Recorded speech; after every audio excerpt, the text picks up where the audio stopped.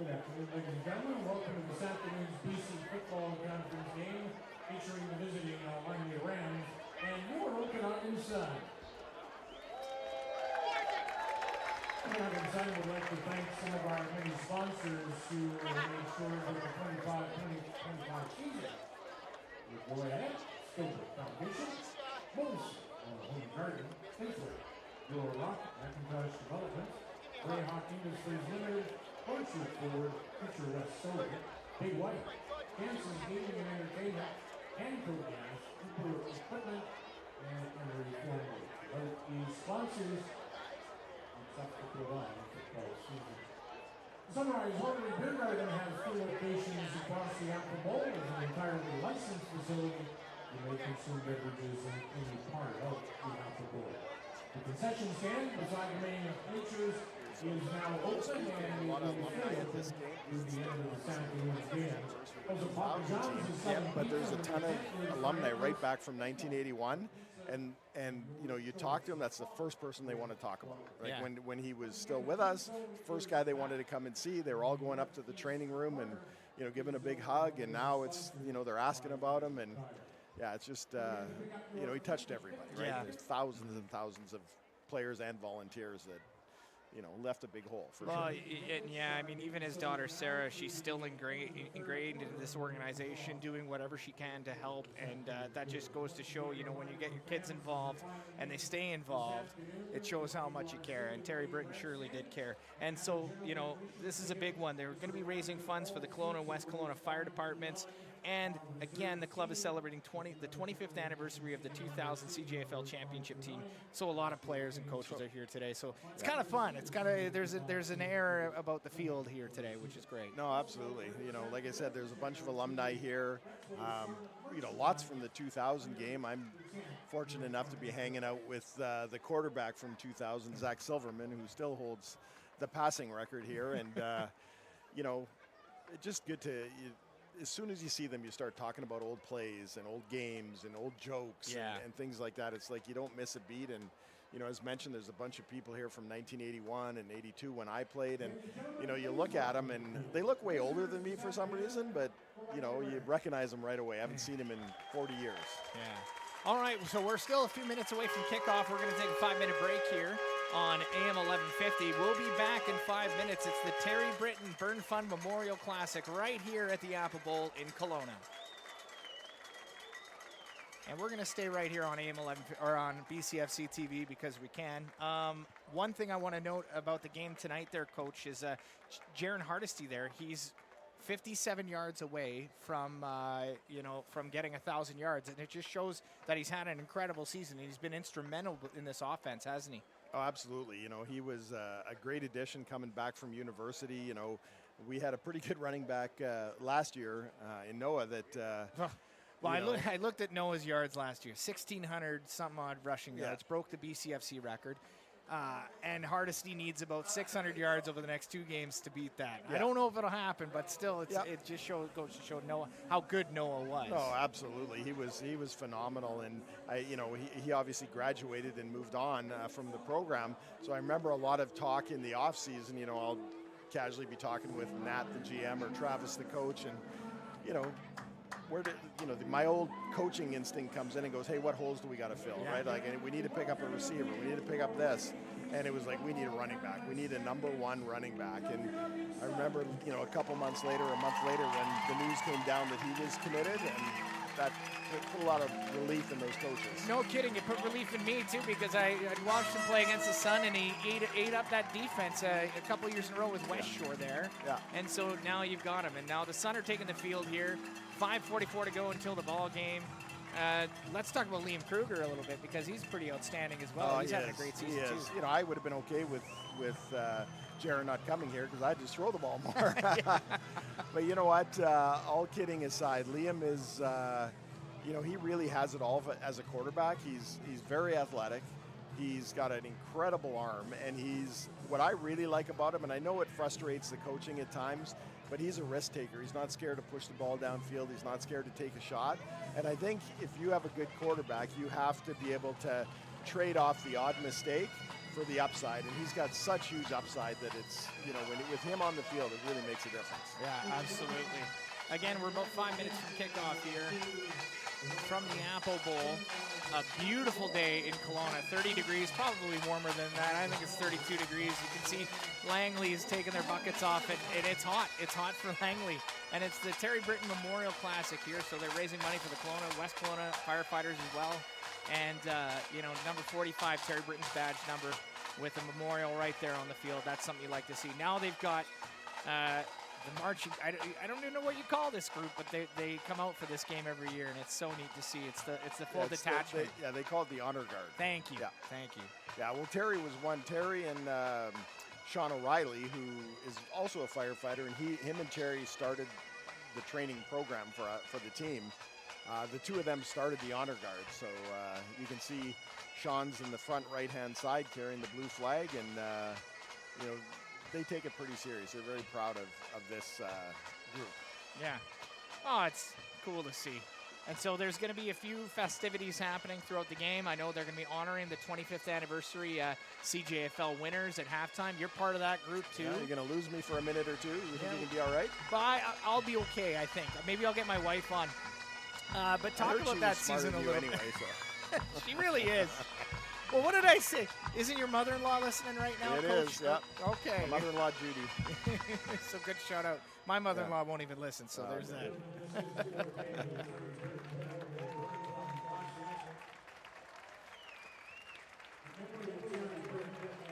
All of his accomplishments with the fire department of the Okanagan Sun.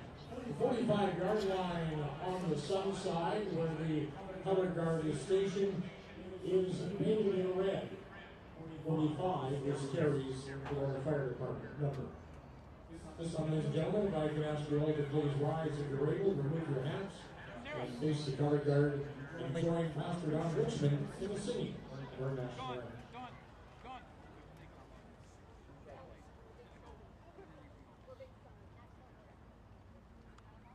Oh, Canada, our home and native land, who break along in all us command, with glowing hearts we see you rise, God true, Lord strong and free. From far and wide, oh Canada, we stand on guard for thee.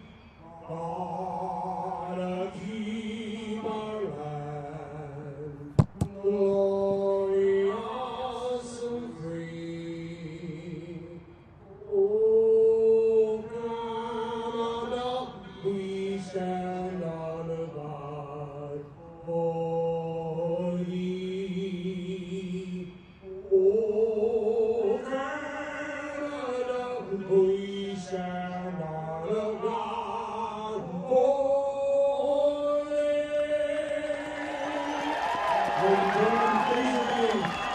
Please remain standing for the presentation of Amazing Grace.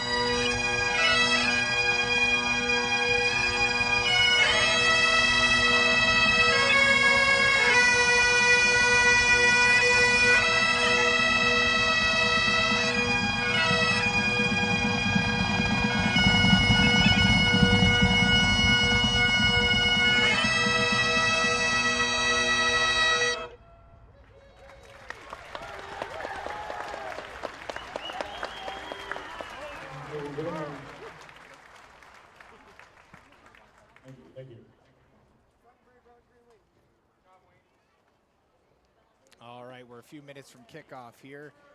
There's a lot of festivities happening at the Apple Bowl today for the Terry Britton Memorial Burn Fun Classic here.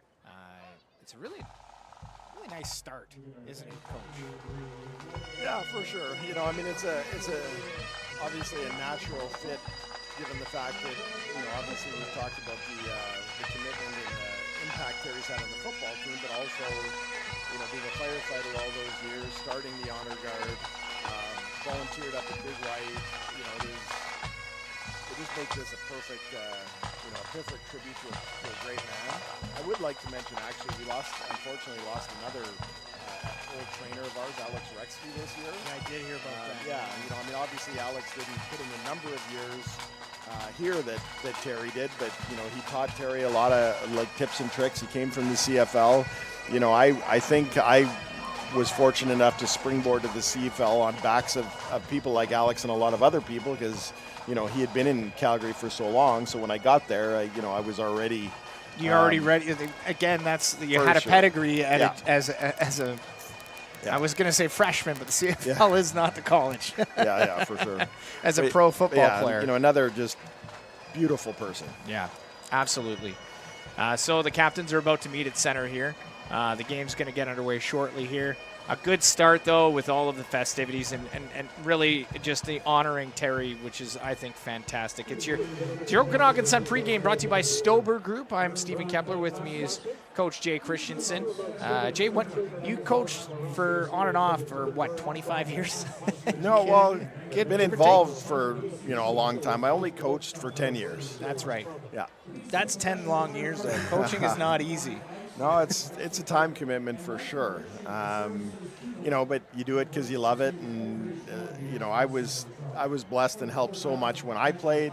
So it's fun to be able to give back to those guys, and we've always had a great record of moving players. We're probably one of the most sought after junior programs to get players to the CIS level, or now U Sport level.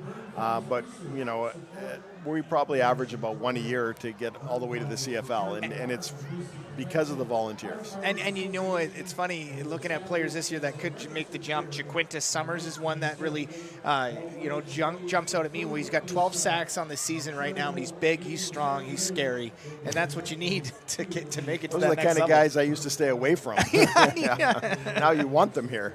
It's so funny though that size, he's probably a defensive end here or D line here with the Okanagan Sun, but he could probably be playing linebacker in the CFL. That's how the size difference is, right? Yeah, no, absolutely. And the difference between the Canadian game and the U.S. game is because of the field side is so large, our players tend to be a little smaller, a little quicker. So, I think he's suited for the Canadian game. Obviously he's had incredible success in the time he's been here, but definitely his skill set could translate to that level. All right, so the refs didn't quite mention it, but it looks like the Okanagan Sun deferred at the beginning of the game. They generally like to defer. Travis Miller likes to get the ball at half. But we'll see what actually happened. I completely missed the referees in the middle. This is a terrible start to the broadcast on my end. You know what? I'll bail you out. So, we're, again, fortunate enough. We've talked about a few of the players, about Liam and Jaron and Jaquintus. But another outstanding player they have is their kicker, Liam Atwood. Broke records. Highest scoring player on the Sun this year, too. Yeah. Well, it's usually the kickers, but I mean, he's a fantastic kicker, strong leg. So I see him in the huddle out there. So I'm going to bet we're kicking off. Yeah, that's a good call. Good call, Coach. Langley setting up to receive. They've got Pharaoh Hassan in the back there, one of their lead backs, and then it's also Cade Handy. Well, sorry, I was wrong. Nato Tedeschi, wide out. They're already switching, so. Yeah, so what a lot of teams will do on kickoff return is, even though there's two guys back there because there's a lot of field to cover, they have a preferred returner. So typically, if your team is kicking off from a hash mark, rarely will they kick to the wide side of the field. They're going to try and pin them in to the receiving team's right-hand side. So I think they probably lined up their prominent returner over there to try and get him the ball. And it's likely Tedeschi because he's got legs. We've seen him in years past with the Langley Rams. Excellent football player. This is your opening kickoff for Valley Motorsports, and the game is away. This one's going to be returned at the 10, makes his way to the 15 into the 20, cuts inside, down at the 29-yard line after a big smack. First down, Langley. And that's what you can do when you have a kicker of Liam's caliber. Away. They actually kicked it to the wide side of the field. This one's going to be returned clearly at the 10, the Sun makes his game way to the plan was 15 into the 20. to kick away from their premier guy. It served them well. Anytime you can, really hold them inside the 30 is a bonus. At the 24-yard line, that's a great result to start the game. That's a long way to have to march the ball on this defense. 1st and 10 on the 24 now. Langley on the short side of the field. On the left side, going right to left. I formation. They're going to hand this one off. Runs up to tackle. Tackled down after getting 2 yards, 2nd and long. Langley came out with a tight end, which you don't see a heck of a lot in Canadian football. Usually if you're going to put somebody on the end of the line of scrimmage to block, you'll waggle him down to give him the motion, but that looked a little bit old school. So, we'll see if they come out with a game plan where they feel like they can, run the ball on this team. Well, Reggie Eli is a veteran here, and he can pound the ball. Split back set in the shotgun. They hand it off to Eli. He runs up the middle, gets a couple yards, but that'll be 3rd down and 5 to go. So they're sending out their punt team now. That's going to be tough sledding, trying to run the ball up the middle all the time. They got some big boys on that O-line and did get a bit of a push. But, when you're running between the tackles, the key is getting some of your offensive linemen up to the 2nd level and getting a hat on a linebacker, and they didn't do that. So once he got into that secondary or the 2nd level, here's a new return set. We're seeing both Halliburton and Falconer back to return this punt. Usually they have one guy back there. Let's see. That's kind of exciting to me. I'm sorry. Punts it from the 15-yard line, sky high. This one going to be returned by Falconer. Falconer fakes outside, cuts inside, keeps moving, spins down at the 40. Pulls the ball into Langley territory. 1st down, Sun. Such an electric player. No kidding. Yeah, that's the fun thing about watching these games. Like you say, they haven't come out in a 2-returner set on punt return before, but whether they've seen something at this time of the year, it could be that they saw something in Langley's punting team. It could be that they're trying to show teams that potentially they'll play in the playoffs a different look. Give the coaches something more to coach to. Sometimes you want one of those plays to work so that the team thinks you're going to do that exact play, and then you draw up a completely different play. Kruger with Hardesty in the backfield. Play action pass, throws it right side down, has a man, it's open at the 15, down at the 5, 1st and goal, Sun. Completed to Halliburton. That was a great first call. Wow. Lots of time for Liam to start with, and if you give him that time, he's just going to shred you apart.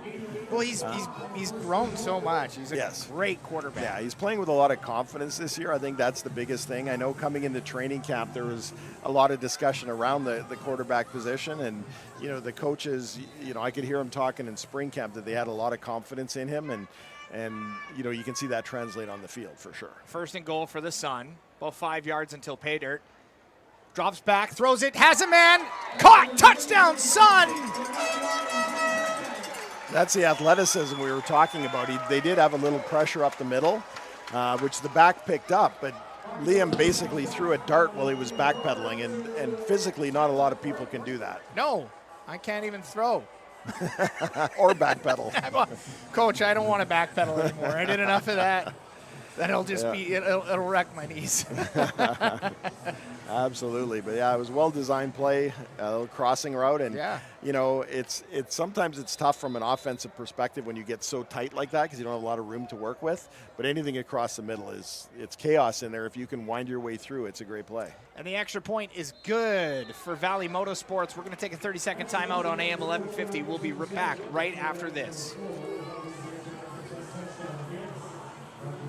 Yeah, another incredible drive from the Okanagan Sun. I mean, it was at 3 plays, 40 yards, starting with that kick return. Yeah, it's, you see that. I mean, I'll give the Okanagan Sun credit for sure, but you tend to see that at the start of a lot of football games where, these coaches, as I mentioned, you go over a ton of film, a ton of video. It's way different. When I coached, you'd wait for the VHS to show up on Tuesday and make a few copies, and away you go. Well, now the film is instantaneous. The coaches are breaking it down. Absolutely. Yeah. But quite often you see that in a game where it's so scripted at the beginning. They know exactly what they're going to play. They've repped it a ton in practice, and it paid off. And the second kickoff for the Okanagan Sun goes to the right side again. They're going to return this one at the 20. It's going to bobble a little bit, but he's got it. Cuts around, doesn't really get anywhere with it, down at the 24-yard line. 1st and 10 Langley in their second series. So we'll see if they change any looks here against the Okanagan Sun. Yeah, it's carbon copy of the first series. They got the ball in the 24. They're back in the exact same place, exact same hash. So, yeah, we'll see if they change it up. It could just be a case of we're deep in our end, so we're going to be conservative and run the ball and not take a chance throwing it. But that didn't work out for him very well last series, so you may see it open up a little bit more. Finn Keaveney in at quarterback with a split back set. Drops back, fumbles it a little bit, and incomplete, thrown out into the flats. Just can't get anything going there. Yeah, the defense brought heat that time. All the linebackers were lined up on the line of scrimmage, and you could tell that the quarterback's eyes were on them and not on the football, because it hit him right in the hands, but he bobbled it. And hey, we see the same thing from Bryce Young in the NFL every absolutely. week. You know what I mean? It's scary. Yeah. They actually had a pretty good play called for that kind of a defense. They were swinging it to the running back in the flat, which is kind of like a hot receiver. If the linebacker comes, it took too long with that timing. 2nd and 10 out of the power I. Rolls out, drops back under pressure. Gets out of the pocket, still running, and he's sacked. But there's going to be a flag on the play. Might be unnecessary roughness. We'll see on Jarvon Williams. Looked okay from up here, but we'll see what the call is. I think he grabbed him by the mask a little bit, taking him down. Let's see the replay. He definitely bonked the helmet. Maybe they're going to call a horse collar. Yeah, unnecessary roughness, so. 15-yard penalty. Yeah. First down. There you go. I don't know 100% if that's the actual rule for a horse collar. I think you got to pull them down backwards, not just pull them down. But, they're, again, from a couple weeks ago, I was a little hard on those guys. For something like that, they're just trying to protect the quarterback. Yeah. That's a penalty that as an offensive, as a head coach, that I don't think you get too wrapped up. Like, there clearly wasn't any malicious intent to it. No, He just, had to get him to the ground. Staying in the I formation here. It's going to be handoff off the tackle. Cuts inside, makes one guy miss, but he still gets wrapped up. Jawad Harb there, or Reggie Eli, sorry, gets 4 yards. I didn't catch the number of the guy that made the tackle, but that was a big play-saving tackle because, again, they looked like they brought a little bit of pressure. They were playing man. Looked like it was Hunter Boltzma. Oh, gotcha. Yeah, when the running backs went in motion, the linebackers chased them, so it's a pre-snap man read. And if he had to pop through that first wave of tacklers, there was nobody down the middle of the field. Split back sec for Keaveney. Tyson Gallier in motion. It's going to be an offside on the offense here, I think. There's a flag on the play, incomplete pass. I assume the Sun will just decline it, but. Yeah, I would think so.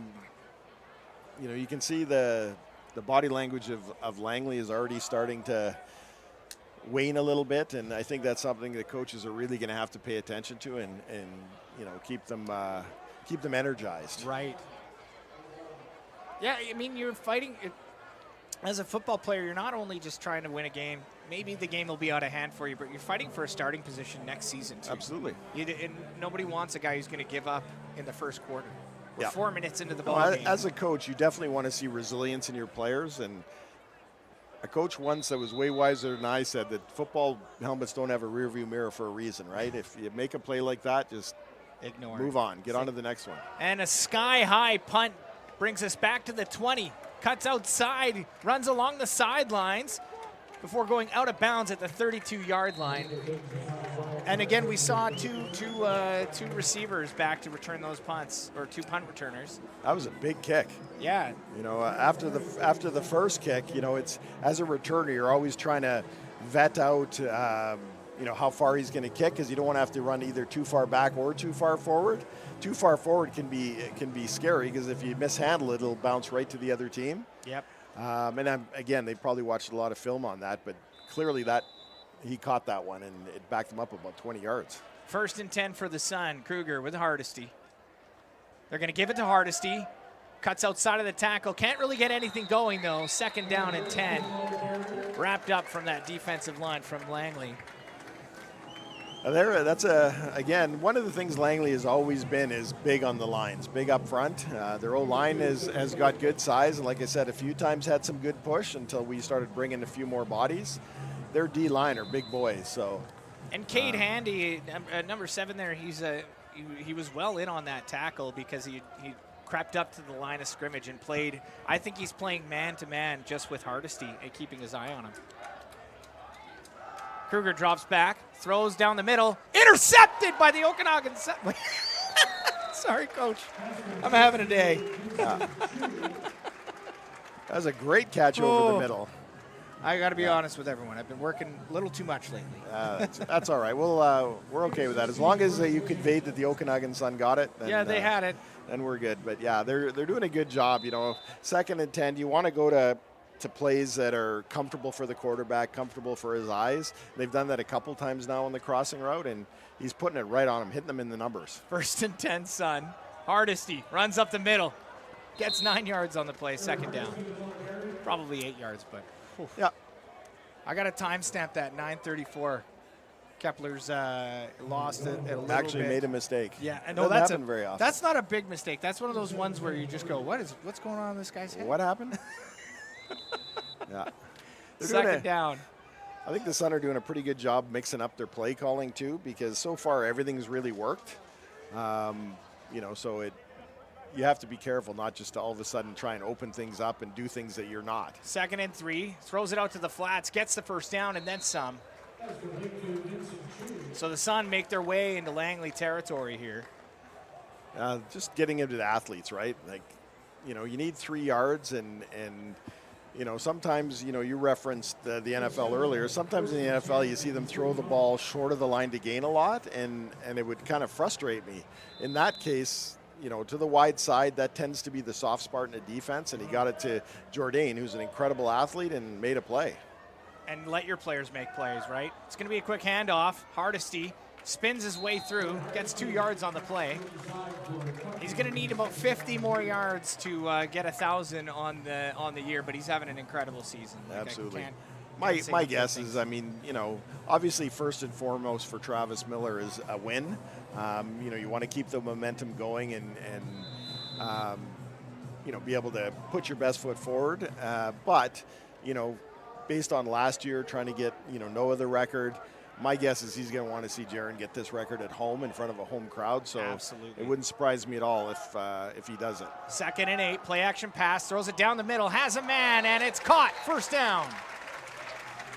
Sam Melanson. Yeah, I think they're happy to have him back. He missed a game or two a few weeks ago, and he's the tradition or the prototypical big target over the middle, right? He runs great routes. He's got great hands. There's a very, very good knack for finding that soft spot and using his body. On that one, Liam was looking to the left, so it was the timing of Sam coming across the middle was a little bit slower getting out, but he posted up and came down with the ball. 1st and 10 on the 30 now. Backs crashing on the right-hand side. They give it to Hardesty. DBs get through, though. Hardesty nowhere to go on that one. So they're doing a pretty good job of stopping Hardesty. But just like what happened with the Kodiaks a couple of weeks ago, it means Kruger's got to go to the air, and he can do it. Yeah, you got to pick your poison, right? And maybe they know that Hardesty is so close to setting a record, then they know we're going to try and get him the ball. So, definitely they're reading the Okanagan Sun receivers as they come up to block, and they're sending guys to that spot. So maybe we'll start seeing a little bit more misdirection. 2nd and long. Kruger with an empty backfield, looks right, drops back, rolls out of the pocket, throws it down the right-hand side into the end zone. He has a man, and it's caught. Touchdown, Sun! Jordan Falconer. That's too much time for a quarterback like Liam. He had guys open all over the place, and it looked like it was a 2nd and 8 or a 2nd and 7. I was kind of looking. It was 2nd and long, like 2nd and 11, yeah. Oh, was it? Yeah. So I was kind of looking at that 1st down sticks, and there was a couple of guys that it looked like they had found some space. And then as he launched the ball, I had to lean forward with my head out of the booth to be able to see it. And they had guys open all over the place. So, the DBs, they're coming up against some good athletes, and they're going to be able to stick with them for a little bit. But at some point they need to start getting pressure on Liam. And we got a flag on the play because there was looks like an offside encroachment there on the defense. They kind of bit. They might call this one. Let's see what the refs call it here. Well, they're having a conference. The Sunner look like they're going back for the kickoff, so my guess is it's against the Langley Rams. Yeah, decline. Yeah. Put it on the kickoff here. We'll just wait and see. Sun lead 13-0 still here at the Apple Bowl. 6:15 to go in the first quarter. Oh, we almost got a signal there. A hand came up in the air, and then. All right, here we go. Refs are about to say what happened, I think. Yeah. Offside. Langley. Unnecessary roughness. Roughing the kicker. Langley. Both penalties will be assessed on the kickoff. I guess that's why the conversation lasted a little bit longer. Well, they got to do math. Yeah. And now they're going to be kicking off from the 45. Langley's 45. Yeah, my guess is we're going to see a short kick. You know, and for a couple of reasons. Because of this field position, even if we don't recover it, they're getting it basically at the same starting place they have, and have showed no ability to march the ball.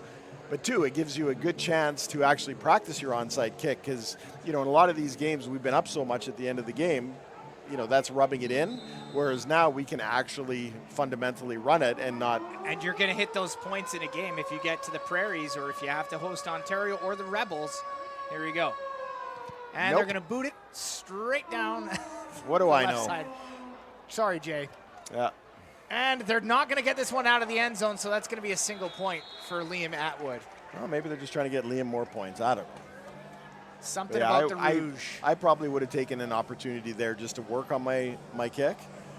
Whether it's actually work on the short kick that I would use potentially in a game, work on timing and with live bullets, as they say, or maybe work on something that, you know, show them a short kick one way when you plan if you really, really need it to go the other direction. That's right. Well, they still haven't put the points on the board here, but should read 15-0 in favor of the Okanagan Sun. There we go, 15-0 in favor of the Okanagan Sun. 6:09 to go here in the first quarter. Langley gets the ball back now at the 35-yard line. On the right hash, going right to left. It's going to be a handoff to Eli. He gets nowhere past this Okanagan Sun defensive line, and he's taken down in his own backfield, second down. Yeah, the play calling by the defense seems to be very pressure oriented. They're bringing linebackers a lot of the times, and a lot of the times they're bringing multiple linebackers, which makes, you know, puts a lot of pressure on an offense. And I don't know if, you know, maybe it's, you know, they're taking advantage of the youth as far as players or coaching staff, but when you hurry up all the decisions of an offense, that's where you tend to get into trouble. Split set, drops back, rolls out of the pocket, under pressure. He's going to keep, and he gets just about to the line of scrimmage to make a third down. And that's Finn Keveney. So he's got his work cut out for him today. I mean, he's got no time to throw. No, and you know that's not ideal. Getting your quarterback trying to outrun our defensive ends to the sideline. You know, our defense side to side is just so fast. And that was Hickenbottom chasing him. Yeah. So again, you look at that defensive line and you think, what a scary group. There's stars everywhere, right? Yeah. And not only they're starting 4 stars, but they can sub in guys that could play. The punt is away. It's a sky-high kick. They're going to get this at the 44-yard line, close to the 45. Runs outside, cuts back inside, makes another guy miss. He's got room to run. Oh, and he goes down at the 33-yard line. First down, Sun. Halliburton with another solid return. That's, you know, you look for the little nuances in the game, but it makes it real difficult for a punt return team. You know, he kicked one 30 yards, then one 60 yards, and now we're back to kind of the 30 yards. In a punt return too, it's all about the timing of the blocks. Like, you can block a guy, but if, you know, your kick returner is so far away, you can't sustain the block. So it's all about picking them up at the right time. They did a really good job of adjusting to that. All right, empty backfield for Kruger. He's going to roll it out right. That's caught. screen pass. Unfortunately, Vincent Chui couldn't get anywhere to make it 2nd and long. Be interesting to see, from a game planning perspective. They've stopped the run a couple of times. That was a swing pass, so it was actually a lateral, so it'll be scored as a run in the statistics. But they've had a couple of 2nd and longs, and they've been fairly consistent of throwing the ball. And really, why not? Because Liam's so consistent, had so much success throwing the ball. But it'll be interesting to see if they try and break a tendency and maybe run the ball at some point. We'll see. Drops back, throws it. Hardesty gets it, and it's just a dump off to Hardesty, but Hardesty can't get anywhere. He gets just past the 1st down marker to make it 3rd down here. I think they were trying to set up a screen pass to him. He did a pretty good job. Liam didn't do a bad job. One of the challenges with a screen pass, though, is if the defense isn't getting a lot of pressure, really what you want to do as an offense is invite those D linemen upfield, have Liam wait as long as he can to deliver that ball until they come upfield. But because they weren't getting any pressure, they had a couple of defensive linemen that basically stopped pushing upfield. So when he gave the ball to Hardesty, he was almost standing shoulder to shoulder with him. Swallowed whole. For sure. Like situationally, I think that was a great call against a defense that's not getting a lot of pressure. You got to maybe come up with something else. Atwood back for a 39-yard field goal. Kick is up. And the refs call it good. Automatic, 3 Mr. points. Automatic. Yeah. Atwood showing that he's an absolute presence on the Okanagan Sun special teams. What a player. Yeah. You can just tell from the sound of it, right? Yeah. Potentially you could miss left or right, but usually when that's that pure sound, it's going straight. People who have never kicked a football before, it actually hurts. It hurts your foot. Yeah. Kickers are a special breed. Absolutely. You know what? It's a very I find it a very unnatural motion in football, right? Like I play old guy soccer, and you kick the ball, and But you're not. No, more often than not, the ball is curving one way or the other. Here, obviously, if you're a kicker, you want that ball to go dead straight. And I would have about the same luck as hitting my driver dead straight. I've seen that. Yeah, All right, you have. 1st and 10 for the Rams. Blitz show, and it's a sack for the Okanagan Sun. What a sneaky little blitz, though. That was timed up perfectly. Came with the safety blitz, and they didn't reduce down. Sometimes you see O-linemen they'll see it coming. Sometimes it's just a smash from the O-line, but they did not see that at all. Did not see that. Well, because the timing was perfect, right? Like he crept in there. Was he on all fours? Like I kind of want to see that replay. No, he wasn't. He was starting in the backfield, and they had a little bit of movement up front with the D line, and then he just timed it and hit the ball running. Yeah, you're right. All right, 2nd and long. Rolls out, under pressure, throws, incomplete though. That one for Reggie Eli, and he just couldn't get his mitts on it. That was the exact opposite. What I was going to say after the last play is, most offenses will have something called their pressure package. So if you're playing a team that either A, brings a lot of pressure, or B, gets into a situation where you're expecting it, you will call one of those plays. A screen pass, which the Sun executed perfectly, except for the D-line didn't get any push, wasn't successful. That one, if the running back hadn't have dropped the ball, it was set up perfectly because all the D-line were in the backfield. This one punted past Falconer. Falconer misread it a bit, gets it at the 30, runs outside, sees some wide open field, but he still just can't cut inside. Makes 2 guys miss, gets to the 50, down to the 55. He's alone at the 35. He could go all the way. He's taking it to the house. Touchdown, Sun! And there's a flag on the play. We'll see what that is. That flag came out as Jourdain crossed the goal line, and it's thrown at the 45-yard line. So I can't imagine what the delay was, but I guess we'll see when the call comes out. The scary thing about this, if you watch this play, Jourdain is jogging the first He's just 20 reading. feet. He's just reading the He's play. reading the coverage. He's setting up blocks, and then he sees his opportunity, his crack, and he's gone. And when that happens, it's scary. Well, he's got jets. Unnecessary roughness. Okanagan, number 14. Penalty will be applied on the kickoff. Touchdown. Okay. All right. So the Well, Suns kind of get out. They got lucky on that. Yeah, that explains why the flag came out so late. It obviously happened after. It had no bearing on the play, No. so why? Yeah, well, and it would have happened after they crossed the goal line, or it would have brought them back.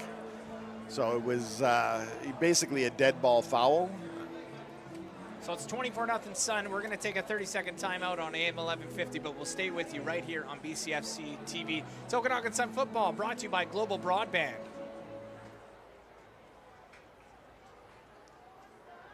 And it's one of those strange plays in football where they actually run a play in between applying the penalty. So instead of moving them back on the kickoff or on the extra point, they'll kick the extra point and then make the move on the ensuing kickoff. 25 points now for the Okanagan Sun in the first quarter with 1:29 to go. Not looking good for Langley. No. But I think they're fighting for a playoff spot, but they might not make it now that they've lost because it's going to be between Prince George and the Raiders. Sun are up 25-0 here at the Apple Bowl with 1:29 to go here in the first quarter. Trying to find the scoreboard out of town scoreboard, but this is the early game today, starting at 4 o'clock. Atwood having a game, Kruger having a game, Falconer with a kick return touchdown or punt return touchdown. It's looking good for the Okanagan Sun. I want to mention too, I want to go back and look at the film because it was Falconer who got the punt return touchdown, but Halliburton was with him. They're playing two backs there. So I want to see, I didn't look at what Halliburton was doing there. Was he running up and just hitting a guy as quick as he can? Yeah, so what you're going to do, if you're the off returner, depending on the type of the return you have, so the options would have been they could have returned it to the short side or the way they did and scored the touchdown. So if you're the off returner and it's coming your way, you're just trying to pin in that contained fellow. Atwood boots it to the 20. They get to the 30. Now he's under pressure down at the 36-yard line. So better kickoff for Langley. Yeah, definitely better yardage. I think the special teams, you talk about complementary football, and, obviously there's a lot to talk about with the Okanagan Sun offense and defense. But it's times like this where, you're kicking off 15 yards deeper in your own end than you want to be. You want to snuff out any momentum that the other team possibly could get from that. So the coverage team did a really good job of pinning him at the 37. Langley still showing that split back set. Players in motion, crashing. Flag on the play. It's going to be a handoff right up the middle. Nowhere to go. Second down. Looks like the defense, both ends jumped. And, again, that's something you have to be wary for when you bring in pressure. The defense, not only the way they've been playing all game, but after the safety stepped up and made that sack, they believe it was Tariq Brown that timed it perfectly. Now there's blood in the water, right? The defense is itching to get to that quarterback, so the two ends were just a little bit too itchy that time.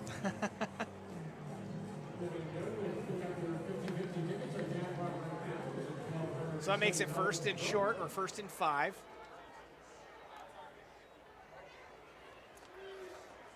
I think if I was Langley, I might take a shot here.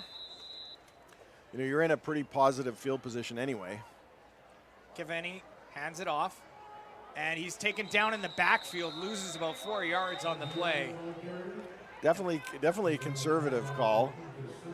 It looked like the timing was off. I almost thought they were going to call a procedure because the quarterback looked like he backed out and then went back in again, but I'm okay with that non-call. But, like I said, if you're in 1st and 5 and you throw an incompletion at 2nd and 5, it's still a pretty positive outcome from a play calling perspective. And, to get back in this game, they're going to have to make some plays. So, yeah, we're 28 seconds left here in the first quarter. Langley down 25-0.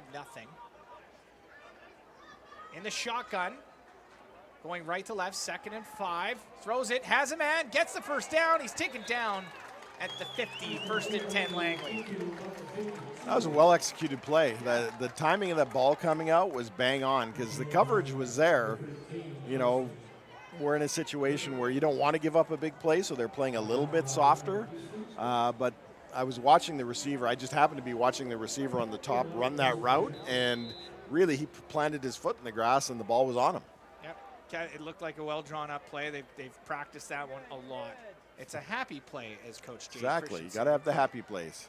Cavani drops back, play action, throws it deep down the right-hand side. He has a man, picked off by the Okanagan Sun, though, and a flag on the play.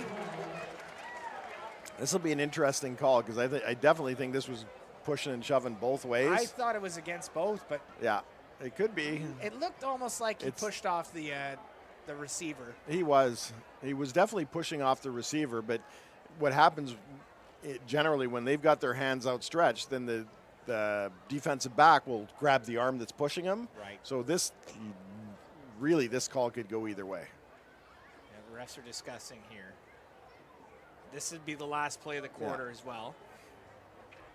Oh, they're calling the defense back. It looks like it either. I bet you they pick up the flag. Could be offsetting. No end. Langley. Pass interference. 29. Okanagan. 10-yard penalty.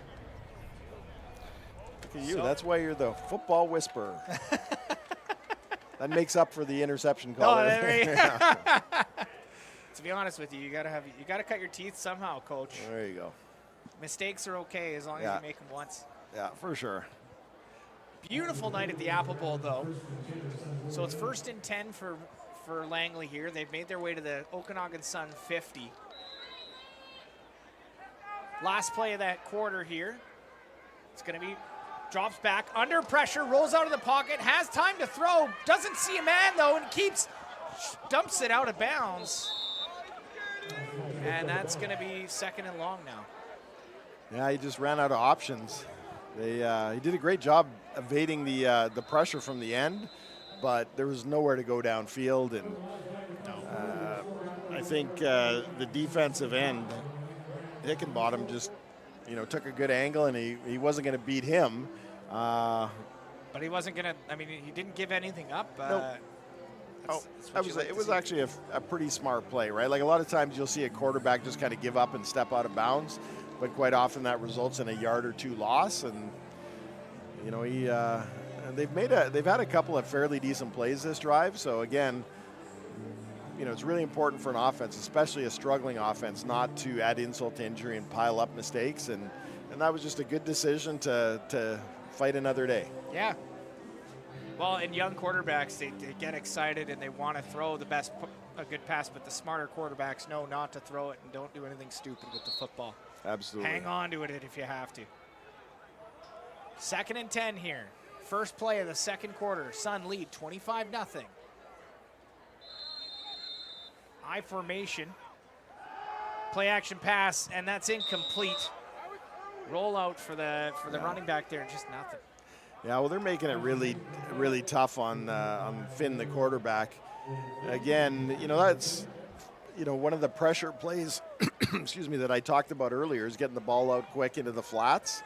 Again, he's got to make that play and get upfield about 10 yards, which would be pretty tough against this defense. But there was so much pressure up the middle that Finn couldn't set his feet and ended up, kind of short hopping the receiver.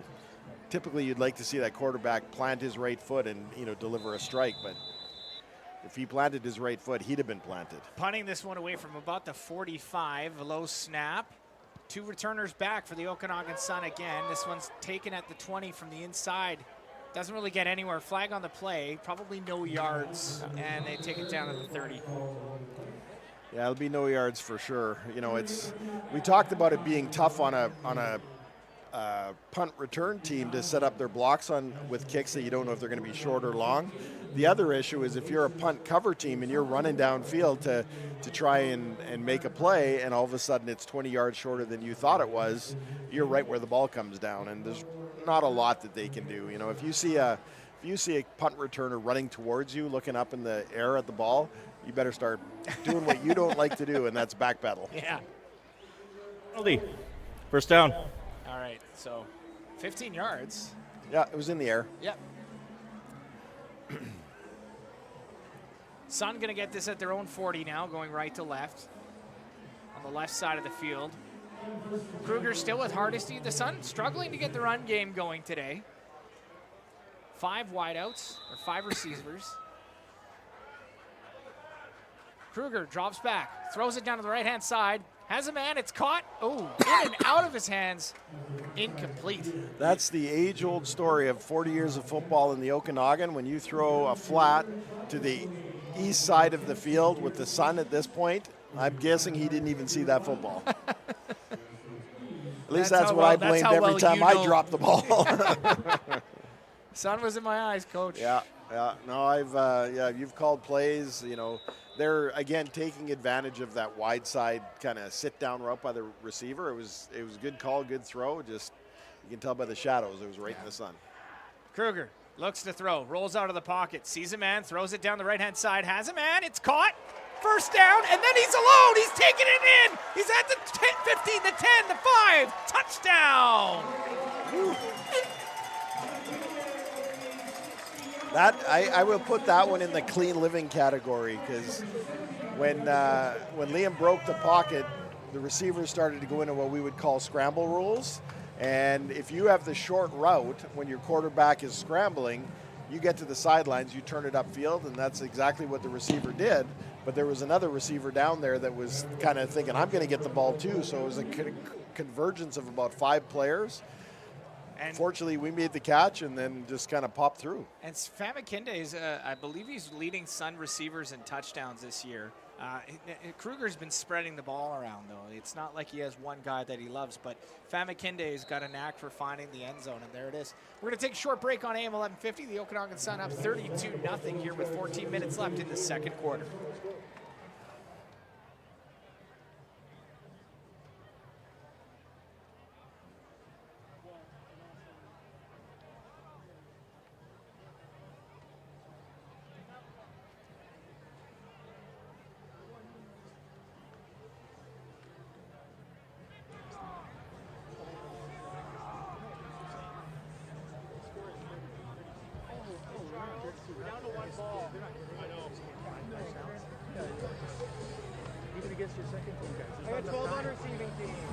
All right, in the second quarter, the Okanagan Sun lead 32-0. It's the Terry Britton Memorial Burn Fund Classic, which always marks the final regular season home game for the Okanagan Sun. However, the Okanagan Sun have secured home playoff dates. The road to the Cullen Cup leads through Kelowna, which is always good news, and we're rooting for them, obviously.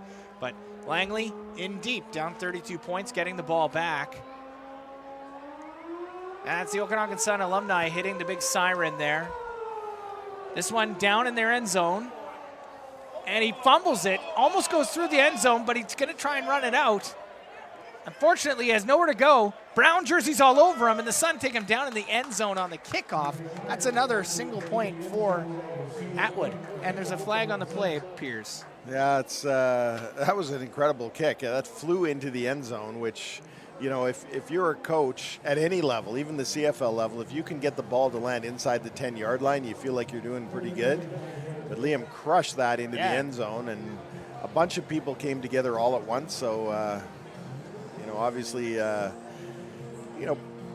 games like this where it starts to get a little out of hand, pushing and shoving, starts to happen, and we're going to see some of these flags, I think. All right, let's see. After the play, unnecessary roughness, Okanagan 48, 15-yard penalty, first down Langley. So that's Paul Marin here who takes that penalty. These are definitely penalties that, going into the playoffs, they're going to have to address. When a game is out of hand, I see how it can be easy, but you just can't. You got to treat every play like it's the championship. Well, like I said, there's good penalties and bad penalties. The one that they called on the horse collar, I would consider that a good effort penalty, but they've had 2 that were way behind or after the play. Finn rolls out, incomplete pass. Looked like it was a screen pass intended for Lucas Becking, so that'll make it second down. Now, one of the challenges with this Okanagan defense is because they have so much talent up front that, I would say that Langley did probably a fairly decent job of protection, but one Okanagan Sun D lineman got pressure. It happened to be right where the quarterback was rolling to and disrupted the play. Absolutely. Second down. Plenty of room around Throws it incomplete again. Cavani just can't get anything going. He's always under pressure every play, and that'll make it 3rd down, and they send out their punt team. It'll be interesting to see. Obviously they're trying to adjust on the fly to the pressure that they're seeing, and they've made some. They ran that screen pass that I had mentioned where the running back dropped the ball, but it was set up pretty good. Yeah. He's thrown a couple of flat routes, which are really the right call against a defense like this. But he's definitely feeling the pressure. He's got a little bit of happy feet, and maybe looks a little rattled too. He's a younger QB. Yep. Punting this one from the 35 at the 40. Sorry, kind of a weaker punt. They get this one at the 25. Makes his way to the 30. It's Falconer again. He's going. He's at the center. He's got one man to beat. He beats him again. Falconer's going to take this one back in for another Okanagan Sun punt return touchdown. It's pretty fun to watch those guys. They actually looked like they were going to run a reverse. Yeah. So Jourdain got it, and I thought he was going to pitch it to Halliburton, and it just took enough of the Langley Rams covered team to pause, and Jourdain just got so much speed that, if we catch you flat-footed or leaning the wrong way, it is over. There's one punt returner I've seen in my life that it was the fastest guy I've ever seen. His name was Henry Gizmo Williams. And just like, this kid is fast. Yep. But he's so smart watching the play develop in front of him. He's using his blockers. He's doing all of the right things. No, absolutely. The Giz was one of those players that you rarely see players, but Jourdain is actually one of them where they get the ball in the hands and you're on the edge of your seat every time. You just catch your breath because you know something's going to happen. And the kick is up. The extra point is good. It's 40-0 here for the Okanagan Sun. We're going to take another 30-second timeout on AM 1150 here. We'll stay with you on BCFC TV. It's Okanagan Sun football brought to you by CS Printmaster. It's funny. A lot of times people would ask me when you're on the field and you have a big crowd if you can hear them and, they're yelling stuff at you and things like that. When you're actually on the field, you don't hear it at all, right? If you're on the sidelines once in a while, you don't typically hear the individual comments, but you can feel the energy of the crowd. And like I said, if I happened to be on the sideline and Gizmo was returning the ball, you could just feel the electricity in the air. You could feel the crowd, the anticipation in them because something big was going to happen. We had a returner a number of years ago when I coached named James Green that was exactly that player, ended up in the CFL for a number of years, and Jourdain's in that category. You can't help but expect something to happen. Jordan Falconer with 2 punt return touchdowns today, 40-0 in favor of the Okanagan Sun for the Terry Britton Memorial Classic, Memorial Burn Class, sorry. And unfortunately, Langley's going to return this one, get maybe 12 yards on the play. First down, Langley. They're pinned deep in their own zone right now. Just talking about Henry Gizmo Williams, how much he meant for the City of Champions in Edmonton. I worked for the now Elks, and I was working there in promotions department for a season playing football, and we did a Henry Gizmo Williams bobblehead night. People were fighting, getting in fist fights for these bobbleheads. They love the Giz. Everybody yeah. loves the Giz. But you know what was funny? I did my first ever guys golf trip this year in January. We went to Phoenix with a bunch of the players from Edmonton, and Gizmo was there, and he looks the same. And again, everybody loves him. People hadn't seen him in years. Just love him. He shopped at the Safeway I worked at. He was so nice. Yeah. Always a smile on his face. And it looks like Eli was the ball carrier on that one. Couldn't get anything going. It's 2nd down now for Langley. Not a lot of energy coming from Langley this evening or this afternoon right now. Yeah, it'll be interesting to see if they start to open things up a little bit. They've been very conservative in their play calling, and a lot of that is just because they've been under fire by this Okanagan Sun defense. But at this point, you don't have anything to lose, so. Let's see if they can, come up with some more dynamic plays. Cavani. Nope, they're going to hand this one off to Eli. Eli makes one guy miss, but that defensive line gets in there to make it 3rd down. Yep. Yeah, two very similar plays and punt. That's not going to get the job done. It's tough go when your running back runs to the sideline and gets hit by 4 guys. that just shows the team speed of the Okanagan And it Sun shows defense. the tenacity, right? They're still willing to make these plays, and gang tackles are the worst. Yeah.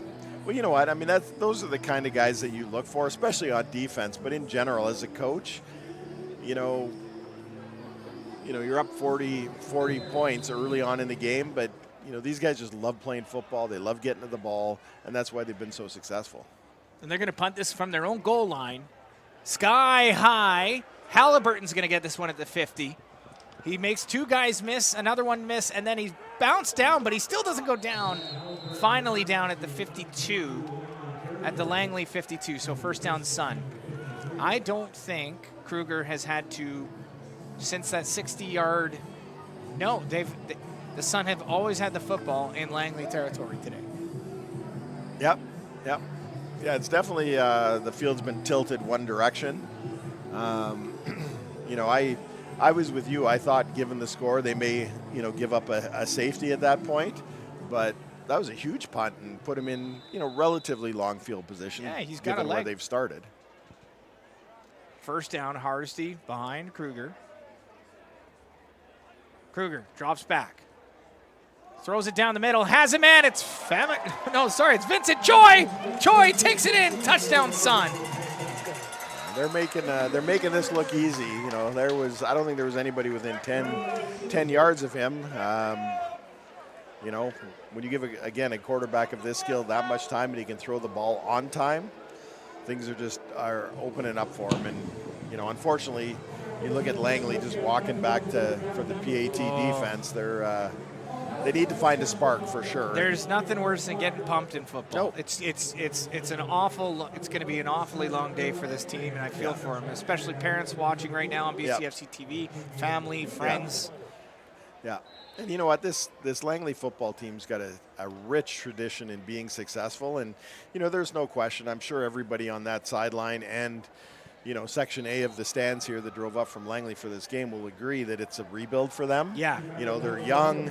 I've watched the quarterback, throw a few balls now, and I actually saw him walk by me as they were coming on the field, and he looks young, right? Yeah. He's a young quarterback, but he actually throws a pretty decent ball. He's only going to get better.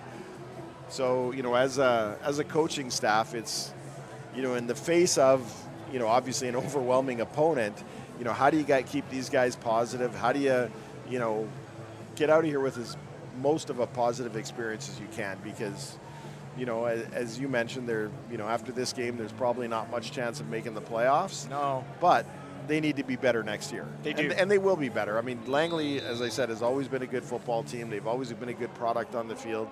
They don't lack in size on their line, so they'll be back for sure. 47-0 in favor of the Okanagan Sun here in the second quarter. 20 minutes of football has been played. Atwood boots this one down the left side. He is just creaming that football, and this one goes it goes through the end zone. And Atwood's kicking that ball. It's incredible. They need to back up. Kicking the life out of it, Yeah. But, I mean, if you back up, he's going to kick it short. Like, he's a smart kicker. Oh, he is for sure. But, I mean, definitely they want to pin these guys as deep as they can. So, we ended up playing Saskatoon in Edmonton one year, and it was a year that did not go well for us. And I remember, there was a significant win that they were kicking with. And the opening kickoff went right through the same thing. Our guys lined up where they would typically line up on a kickoff, and they had a bit of a wind, and it went through the back of the end zone, and unfortunately, that was the TSN turning point. 1st and 10 on the 35. Cavani in the shotgun here. Two backs surrounding him. Sun showing blitz. Cavani under pressure, rolls out the left-hand side. There's too many men on him, throws it out of bounds. Second down. He's battling, which I like to see. He's trying. Yeah, he's definitely not been comfortable today. The Sun have put enough pressure on him that back there, he's dancing his feet a little bit and doing things like that, which is expected from a quarterback. But, when he gets out, he's not just tucking the ball and running for his life. He's still looking downfield. He's still trying to make plays. So I think he's again, in the situation he is and the experience he's got, he's showing a lot of heart. He's showing a lot of poise back there. He just doesn't have a lot of playmakers to get the ball to. 2nd and 10. He's got some time to throw. Now he's under pressure. Throws it to nobody. Incomplete. Just threw it right to the flats. Case in point, he had his first read. He went to throw it. That player was covered, so he kept the ball, continued to roll out. But this is the difference, too, in experience. Liam was rolling out, and he had 2 players going to an open spot. He made a play and hit about a 60-yard touchdown. There, he's rolling out, and there was nobody coming back for that football. Not a soul. Like, he had zero help, so he hung on to it as long as he could and threw it away. And, again, it's hard to, in a score like this and a result like this, it's hard to find a lot of really positives, but and it's a high snap for Langley. He's going to get tackled in the end zone. This will be a safety for the Okanagan Sun here, and there's a flag on the play. It looks like there was some unnecessary roughness on the play. I think we're going to get an illegal participation. One of the players, I don't see his number, but his helmet came off. Right. As soon as your helmet comes off, you have to stop. Yeah. And he jumped on the pile, which is the enthusiasm. But going back to what I was going to say before we get this call, their quarterback is showing poise. He doesn't have a lot of tools around him. He doesn't have a lot of help. Again, that's the rebuilding and the guys learning how to play together. But he's making some good decisions, and you can see the effort. You can see the thought process. So that's one of the things that I think Langley is really going to have to build on, is that, hey, if this guy's our future, let's try and keep designing some plays that are going to give him a little bit of confidence, a little bit of success. And that's how you build a program, though, on small Absolutely. things. And you have to look at a game like this and say, look, we're playing a team who's ranked number 2 in the country, and they hover between 1 and 3 in the country. They have since Travis Miller took the reins at coach, and I think that's important. Focus on the positives. Yes. And the positives absolutely. You got a QB that looks to be mobile. He needs an O-line in front of him, unfortunately. No, absolutely. And what he needs is a defense that's not the Okanagan Sun, to be honest. That's fair. But, you just... So the refs are calling it, but they haven't. Okay, here we go. Illegal participation. Okanagan, 10 yards from the previous line of scrimmage. First down. Okay. So that's still first down. Yep. And the Sun are going to move out there. It's been a funky game. Yes. 48-0 again in favor of the Okanagan Sun. 9:35 to go in the half. And I understand you're going to have to take off early there, Coach, to go take part in the 25th anniversary. They're celebrating the CJFL championship in 2000. It's pretty exciting when BC could go out there and beat the Prairies, because for so long it was like we could never beat the Prairies. They always had the better teams, and even right now the Prairies are not the top. They're not the top 3. Like it's usually it's the Hilltops, but this year it's been St. Clair, Okanagan, West Shore. It's been cool to see. Oh, absolutely. That 2000 was a big year because of all the 3 championships, it was won here at the Apple Bowl. That's something special. Rolls out of the pocket, throws it to the flats, has a man, it's caught. Stiff arms the defender, but still takes him down. That's a gain of about 6 yards. Yeah, it was a pretty good design play. A little bit of misdirection, which, occupied the, definitely the front 7 of the Okanagan Sun. Bought him a little bit of time, and again, he's shown a lot. I was, have spent a lot of time this weekend with the quarterback from 2000, Zach Silverman. Oh, yeah. And everybody's comment about Zach was, how he would stand in. He's definitely a great quarterback, smart quarterback, but he would take a hit to make a play. And this young guy's doing that, and that was good. It was a little bit of momentum. Cavani under pressure, drops back, still can't get anywhere, and he's sacked. That Okanagan Sun defense just stout, and that's Hickenbottom who got through that time. Yeah, that was a 1 in a row. They had one good play and then not so much there. Yeah, they lost all their momentum in that one. Like I said, I would like to, obviously the coaches of Langley, have a game plan and are trying to make things happen. I would like to see, I actually really like this quarterback. So I'd like to see them open it up a little bit and see him push the ball downfield. I mean, if we put it into a bad situation and throw a pick at this point, what does it really matter, right? But let's just change things up a little bit. And the punt is nearly blocked, but it's sky high and short, which means the punter can go get it. And they're letting the punter get it, so Langley might get the ball back. Flag on the play. And unfortunately, that makes it first down for the Okanagan Sun. Yeah, it does. that ball almost went straight up. Yeah. Really, the Okanagan Sun, one of the guys that was blocking near the line of scrimmage actually got out of the way of the football. But you need to get on that and make sure that the kicker doesn't get it, which is what happened. Yeah. And there's another penalty here. There's no flag for no yards. Yards not gained.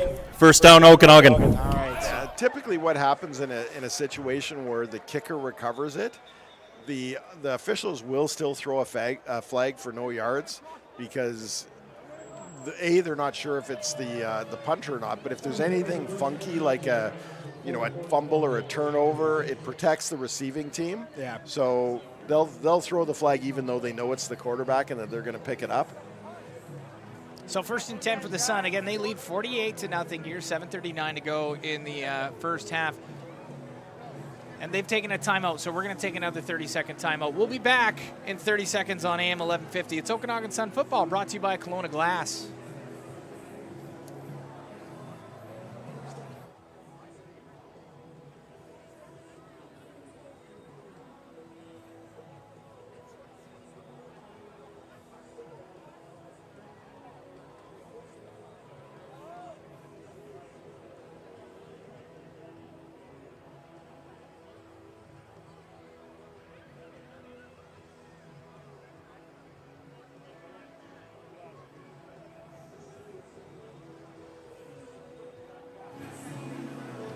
All right, the Okanagan Sun lead 48-0 here, 7:39 to go in the first half for the Terry Britton Memorial Burn Fun Classic, which always marks the final regular season game here at the Apple Bowl. However, the Okanagan Sun clinched first place in the league, which means they're going to host every playoff game right here in Kelowna, which is always it's a huge leg up when you look at the grass field that they play on. 1st and 10. Kruger with Hardesty. Play action pass. Kruger rolls out to the flats. He has a man. It's caught. He gets to the first down marker and goes out of bounds. Hit late as well, so there will be a flag against Langley on that one. Yeah, so you mentioned, the benefits of acquiring home field advantage in the playoffs. Obviously as a team you want that because you're in your own beds, you're in your own locker room, you're playing in your own field. And, we've talked about not only the legacy of the football team. First down. Not only the legacy of the football team with, the 2000 champions being honored, but the legacy of the crowd at the Okanagan Sun, like at the Apple Bowl. We by far have the best crowd in Canada. Like there's no debate about that. They're boisterous, they're knowledgeable, and, to be able to play in front of them, because like I said, you don't really hear what they're saying on the field, but on the bench you get their vibe, and it's a big leg up. It's a big advantage. Yeah, absolutely. And it's about fans that take their kids, they take their families, their kids have played for the team or they've played for the team. Kruger under pressure, and he dumps it off, still goes nowhere with it. And that'll be 2nd down. I think he was watching a little bit of Josh Allen there. Yeah, he was wrapped up and going down and still was able to shovel the ball out. Just kind of handed it off to Hardesty there. Said, take the ball. Yeah, made a positive out of potentially a negative. It's a better field position than where he would have been. Plus, those are one of the plays that the O-line love because rather than take a sack, even though it only gained 2.5 yards or so, it's still a no sack game for the O-line, and they love that. 2nd down. 6 yards to go. Kruger drops back, makes one guy miss. He decides to keep, gets the first down marker. Kruger takes it in. Touchdown, Sun! Well, they're coming at this Langley defense in a lot of different ways, and they're definitely putting them in a bind. You know, we've thrown. Not sure. Is that 3 touchdowns that he's thrown and now rushed for 1? I think so. Yeah, and 2 special teams touchdowns. Yeah. 1. Oh.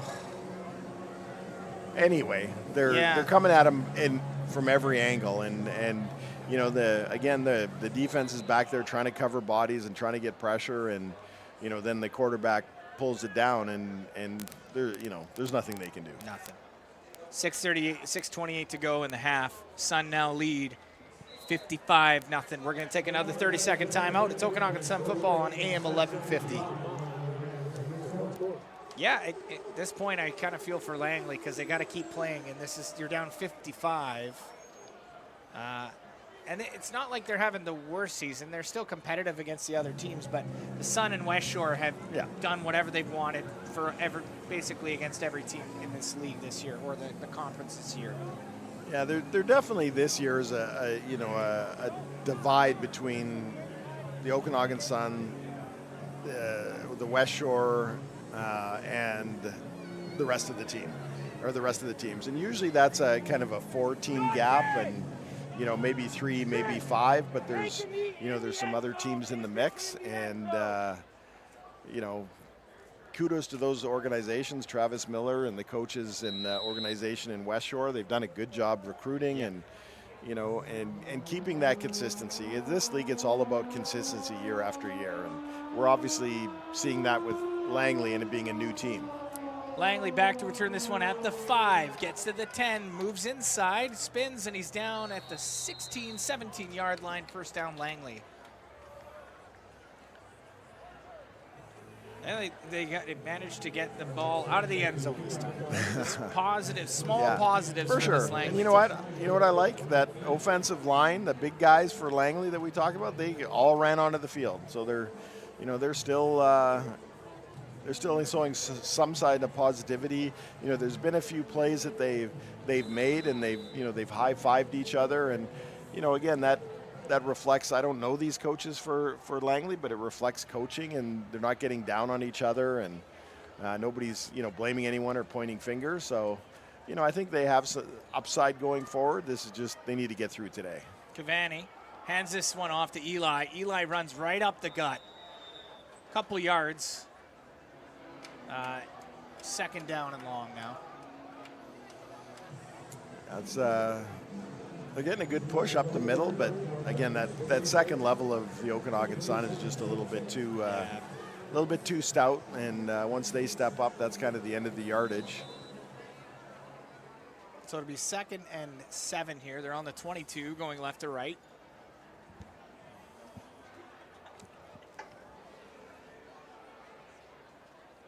Cavani to throw. Looks left, throws it down the left-hand side, has a man. Oh, and he slips just before the first down marker to make a 3rd down and short. Yeah. And they're going to send out punt team. Yeah, they've had a couple of plays that looked like they could have developed into something. That definitely was one. It was a well-timed throw out in the flats. The receiver, instead of catching the ball and saying, okay, and this tends to happen when you're looking at a scoreboard like we are right now. He could have caught that ball, angled to the sideline, maybe fought for a couple yards and a first down. He wanted to make a big play. So he tried to stop, reverse course, beat the defensive back, and he probably would have got another 20 or 30 yards if he could have done it. He was awful close, but fortunately for the Sun, they made the play. Well, if he's watching game film, at least he gets a little bit of a heads up from, one of the best receivers ever to play for the Sun, Stephen Kepler. Oh, wait, sorry, Jake Christensen. That was close. It was close. But, that's the beauty of football, right? Like, obviously the Langley Ram coaches have a lot of stuff that they can work on in this game. And, some of it is just a physical disadvantage that, when you're a young team, a rebuilding team, you can't do anything about. But there's little things that they can change. But the other side of that coin, there's definitely things that, and I know these Sun coaches well, there's definitely things that the Okanagan Sun could do better. Absolutely. And even in a game like this, there's going to be a lot of things to correct, a lot of, There's so many little things in football that fans don't see, people don't see, but coaches will see, and that's part of it. Kruger looks to throw. Down the middle, has a man. It's caught, gets the first down marker, spins, keeps moving, and he's down. So first down caught from, that's Tyler Craver. Nope, there's a Langley Ram player on the ground. And he looks down for a bit, so we're going to take a 30-second timeout on AM 1150. We'll be back. It's Okanagan Sun football with 4 minutes to go in the half.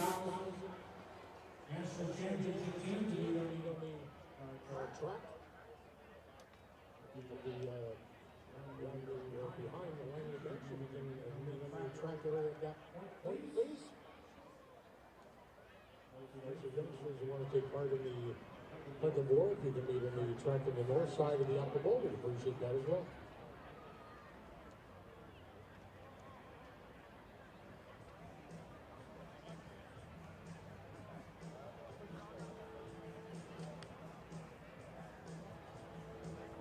All right, the Okanagan Sun are leading 55-0 here with 4 minutes to go in the half. We've got a down Langley Ram right now.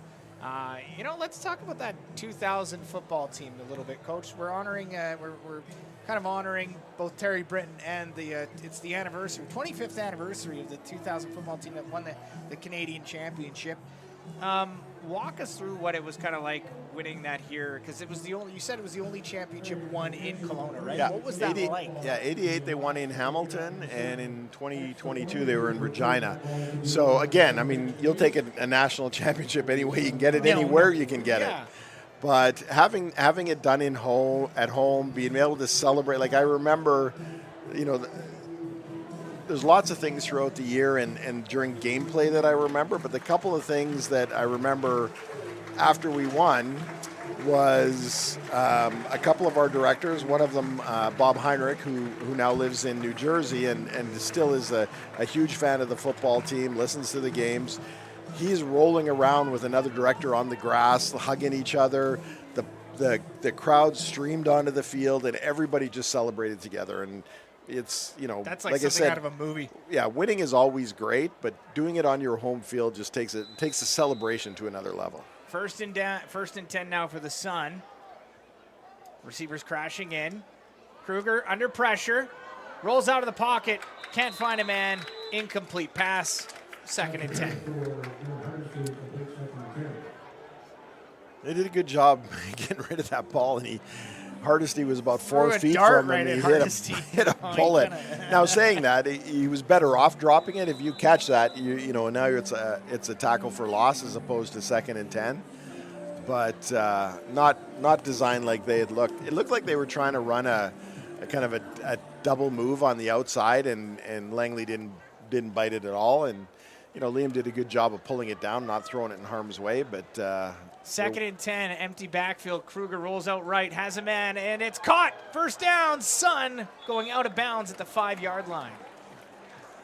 That's, again, shows the arm strength of Liam. On the roll, that was a dart, 45 yards downfield, and made a great play. That's a dime right there. Absolutely. So it'll be 1st and goal for the Sun. 3:30 to go here in the half. It'll be interesting to see what happens when they come out in the second half, because obviously the scoreboard dictates we're going to start seeing some bench players coming in, which is great for them. It gets tough at this time of the year though, because you want your starters to have momentum. Kruger looks to throw, looks to the right, rolls out, throws it, has a man, touchdown. That was Josiah. You want your starters to have momentum, because the playoff games are going to get tougher. Definitely you're playing the other top teams in the league, and some more veteran teams that feel that they're going to have a chance to come in here and win a game. So it's hard to take them out so early.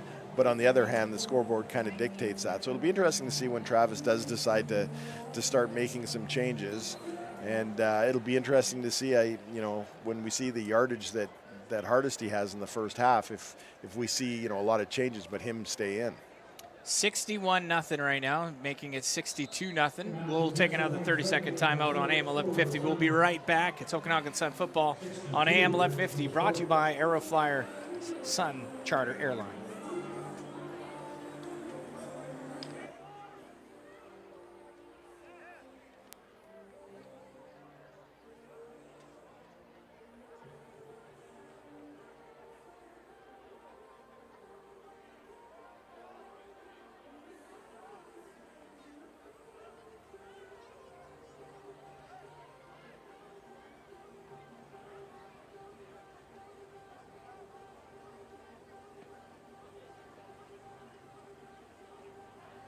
The Okanagan Sun are up 62-0 here in the second quarter with 3:15 to go in the half.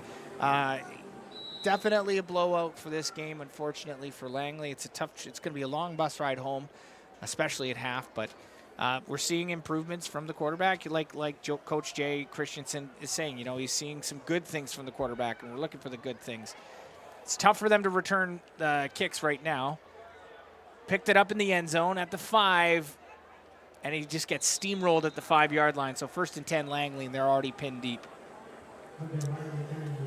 Yeah, they, again, belaboring the fact that the score is very lopsided. I think what the offense is going to want to do is, try and control the clock for the last 3 minutes here and just get into halftime and see if they can make some kind of adjustments or, some little tweaks. And like I said, I think they're gonna know that in the second half they're still going to see good athletes on the Okanagan Sun side of the ball, but maybe those second and third string guys come in, which will give them the ability to make some plays, have maybe a little bit more time. So that's just something they have to focus on at halftime. But I know that they would like to get out of this without having to give the ball back to the Okanagan Sun. But when they're down deep like this, the defense really pins their ears back and comes because it's a long way to go. It is. 1st and 10 on the 6-yard line. Drops back in the end zone. Gets a man. Eli gets it. 1st down, Langley. Eli's all alone. He's at the 40. Down at the 46-yard line, 45-yard line. That's the biggest play we've seen from Langley all day. Absolutely, all right. Absolutely. And you know what? That was a great call by the coaching staff of Langley. They tried to run that play earlier and had the running back drop the ball. And that's right, Eli dropped it, yeah. Absolutely. And instead of going away from that, they came back to it. And that's a perfect call when a defense is really coming. Because, we mentioned that the D-line already jumped offside once because they were so revved up to get the quarterback. And again, there they brought pressure. So once they got the ball past that wave, there was nobody there to make a tackle. 1st and 10 on their own 43. Langley has the football. Play action pass. Throws out to the flats. Has a man, but he's just smothered by 3 Okanagan Sun players. Down with a loss of about 3 to 4 yards on the play. That'll make it 2nd and long. Again, they're trying to outflank the Okanagan Sun defense, which and that's you just can't do. No, that's a tough job. You threw the ball realistically outside the numbers, and there were 3 Okanagan Sun defenders there immediately. 2 minutes to go here in the half, though. 2nd and long. Langley moving the football. Cavani. High snap, looks left, has a man on the right-hand side of the field, and that is going to be called caught. Nope. Yep. It's a good pass. They only get about 4 yards. I expect they're going to go for it on 3rd down here, right? I mean, yeah, I would think so. They're in a relatively decent yardage. They need 6 yards for the 1st down. Definitely doable. 3rd down, they've got about 6 yards to go. They're on the 47 here. Cavani, 2 backs near him. Backfield empties. Cavani throws it down the right-hand side, and it's intercepted by the Okanagan Sun, Tariq Brown. Definitely like the play call. I think quarterback held the ball a little bit too long and allowed the safety to come all the way over to the short side and make a play. But I applaud the play call. They're trying to push it downfield. You get a 3rd and 6. As a defense or as an offense, you may think the D's going to kind of really, try and play up close to try and take that 6-yard route away. And why not go over the top? Yeah. At this point, you have nothing to lose. All right, so Coach Jay Christensen off the broadcast for a few minutes here. He's got to make his way down to field level for halftime because they're going to be honoring the 2000 CJFL champions. 25 years. Can't believe it. 1st and 10 for the Sun. They're on their own 30, going right to left on the left side of the field. Kruger drops back, throws it quickly, gets into the hands of Melanson, and Melanson gets a couple yards, 2nd down. So just a quick screen pass to Melanson, or, you know, just a Jill. Can't really get anywhere with it, but it's still 4 yards on the play to make it 2nd down and 6 to go here. With 1:20 to go in the half. The Sun leads 62-0 here at the Apple Bowl. Beautiful night in Kelowna already. Just approaching 5:30 here.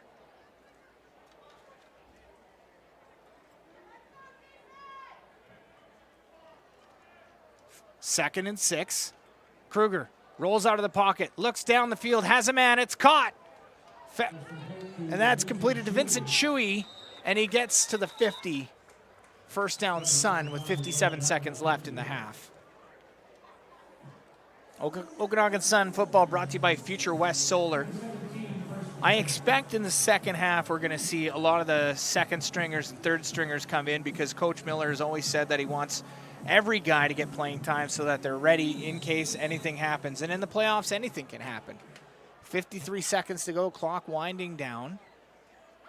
Kruger with Hardesty in the backfield. Kruger, high snap, looks left, throws it left, has a man, caught! And he's going to take this one in. It's Sam Femakinde, and he takes it in for his 2nd touchdown of the game, his 9th of the year. The Okanagan Sun up 67, sorry. 67-0 here. My math is bad, 68. Holy moly, I apologize. It's a hot day, I'll just go with that. It's almost 28 degrees here in Kelowna, so a hot one for everyone. Something I do like pointing out is the Okanagan Sun bench is in the shade. Meanwhile, the Langley Rams not in the shade at all, just hot for them, and that's kind of how it is with Miami. They have the same kind of deal at their stadium. Atwood back to kick the extra point. The kick is up, and the kick is good. We're going to take a 30-second timeout. The Okanagan Sun leads 69-0 here at the Apple Bowl during the Terry Britton Memorial Burn Fun Classic. We'll be right back.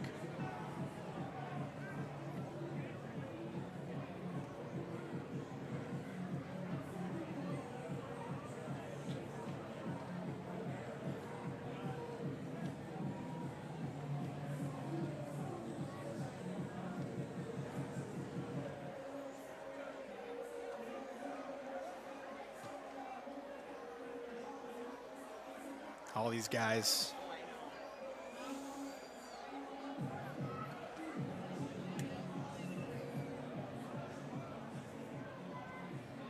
All right, the Sun now leads 69-0 here. Liam Atwood has been booting it into the end zone from the 45-yard line, causing a lot of problems for Langley today. Like a ton of problems, especially with returning the football, because you don't know if he's going to kick it short or if he's going to kick it long, which has been kind of exciting to watch today. But they're going to get this one at the 1-yard line. Makes his way to the 15, cuts inside to the 20. Still a slew of jerseys take him down. 1st and 10 Langley with 28 seconds to go in the half. They're going to start from their own 17, 18-yard line here.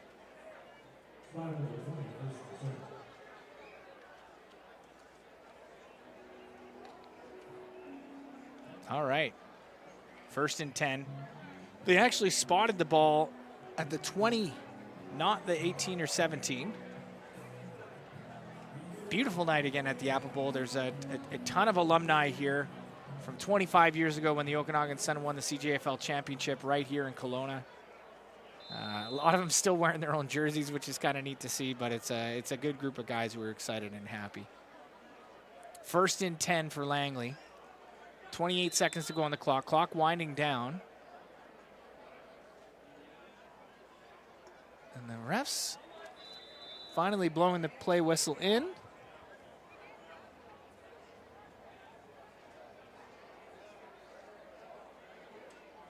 There's a bit of a commotion. I don't know what's going on with the referees here.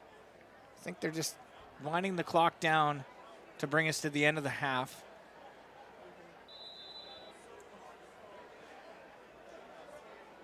And there we go. This will be the last play of the half, and it appears that Langley's just going to take a knee here. Yep.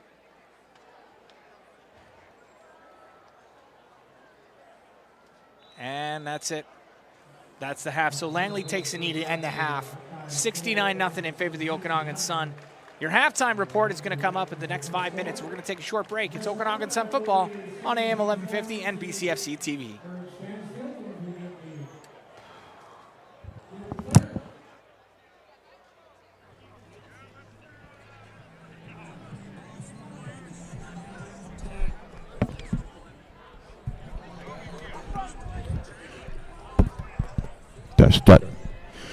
Thank you very much, Wayne. And first of all, before we get into the introductions of our 2000 championship Okanagan Sun, I just want to thank everybody all around the ballpark. Thank you for coming out this afternoon. Thank you for attending the Terry Britton Memorial Burn Fund Classic. Outstanding afternoon, and thank you once again for coming out. It was almost 25 years ago, but a month and a half from now, November 11th, 2000, that this group of players, some that are here tonight, others that unfortunately could not make it, they put it all out on this field in front of over 6,000 fans here at the Apple Bowl and defeated those real good friends from Saskatchewan, the Hilltops. How nice to win the Canadian Championship against the Saskatoon Hilltops. Well, without further ado, let's start it off in numerical order. Number 3, slot back, Jeff Sheeman, third year out of Kamloops. Mr. Crum. No, sorry. Jeff Sheeman. Number 7, wide receiver, Aaron David, fourth year out of Kelowna.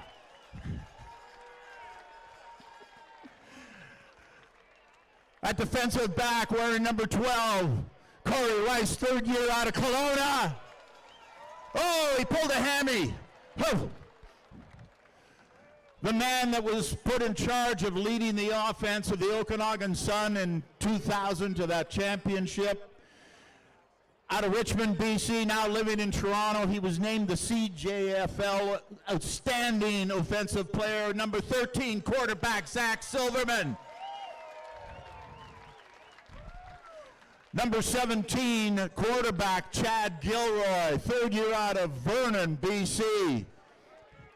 Chad not here. Number 19, he kicked the ball, Daryl Ashton out of Kelowna. Daryl? All righty. He's there somewhere. All right, moving on, running back. Number 27, out of Moose Jaw, Saskatchewan, Dusty Carragata. Number 28, defensive back, out of Kamloops, Drew Zimonik. There we go, Drew. Running back, the brother to Aaron, number 32, Justin David out of Vernon.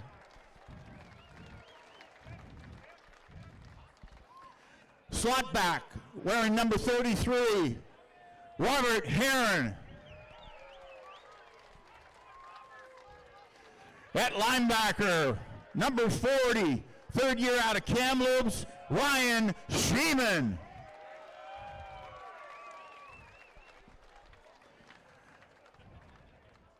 Second year with the Sun in 2000, defensive end, number 43, Nick West.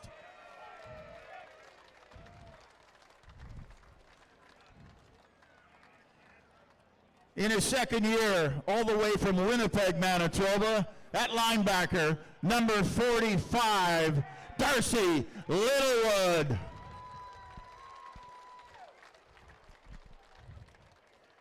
Out of Winnipeg, another, maybe they drove out together.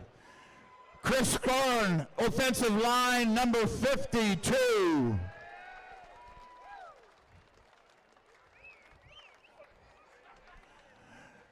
Hailing from the biggest little town in Saskatchewan, in his second year, offensive lineman, number 58, from Central Butte, Saskatchewan, Ryan Chrisman.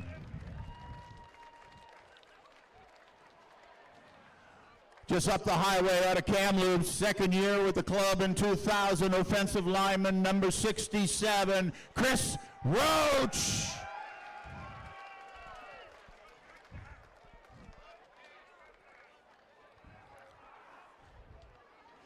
At receiver, wearing number 73 in his third year out of Vernon, Jason Farnsworth.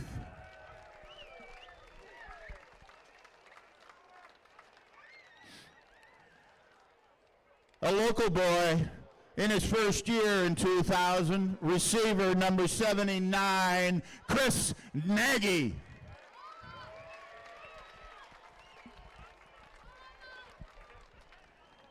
And last but not least that I have on my list, defensive back out of Kelowna, Dax Olafson.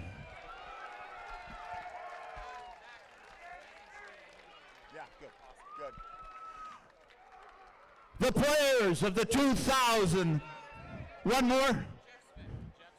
Jeff Smith.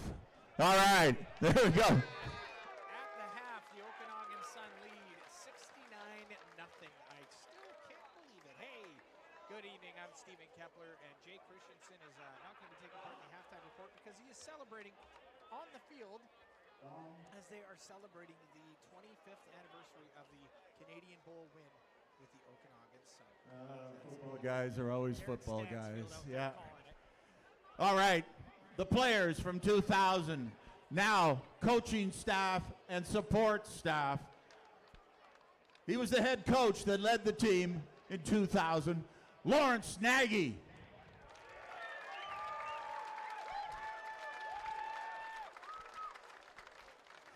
The offensive coordinator, Mr. O.C.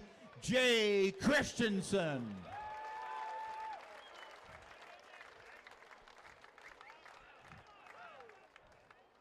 Another familiar face to the Okanagan Sun. Like the gray-haired Jay, we got the gray-haired Ray Wheatley offensive line.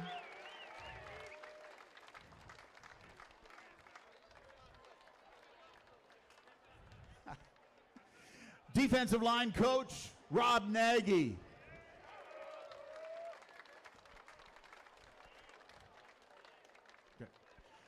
Linebackers, Darren Prouse.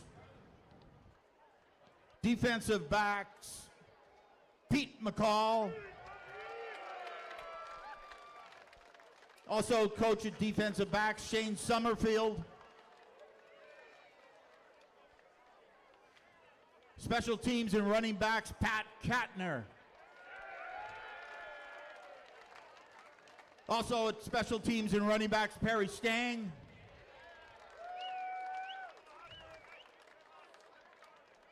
Quarterbacks, or equipment manager, Bill Bissett. One very important person that is always part of a football club or any hockey club is that of the trainer. The trainer in 2000, who was with the club and for a number of years, and who was celebrated right here on the 45-yard line. Terry Britton, representing Terry, his daughter, Sarah Britton. One last guy who never sees the sideline. He's always up in the booth. He was there in 2000, and he's here today. Announcer Wayne Moore. And last but not least, we have a couple of board of directors. Les Weiss, Lloyd Cogden, Rob Peters, and fresh in from the farm, that ostrich farm, Mr. Blake Roberts. Ladies and gentlemen, the players, the coaches, a few of the board of the directors, the 2000 CJFL championship team.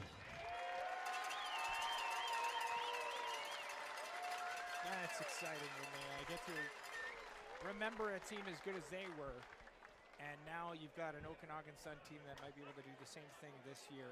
Just looking at the stats. All right, let's get on with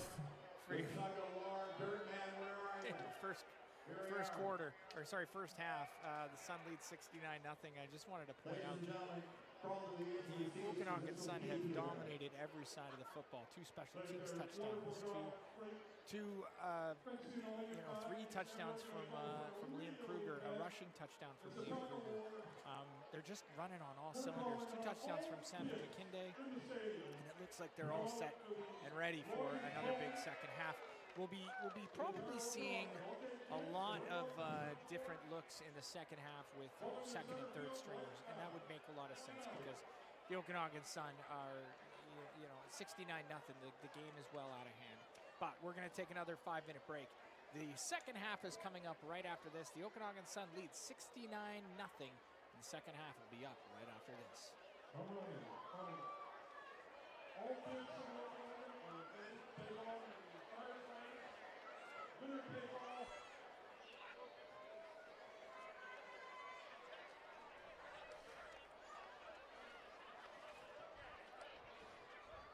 Be sure to catch this on camera. It was a lot of fun last year. One team's going to go tumbling. One team's going to end up in Glenmore or the South Mission.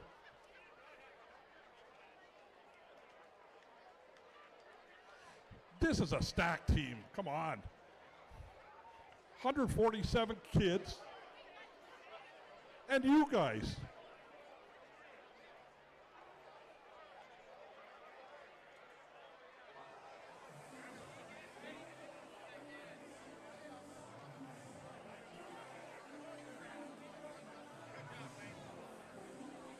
Okay, we're going to get us underway in a few seconds, so last call for the kids. You got to hurry out here.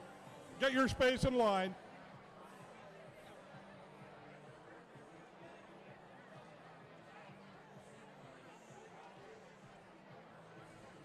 From down here, it looks about 50 yards worth of kids and 15 for the firefighters.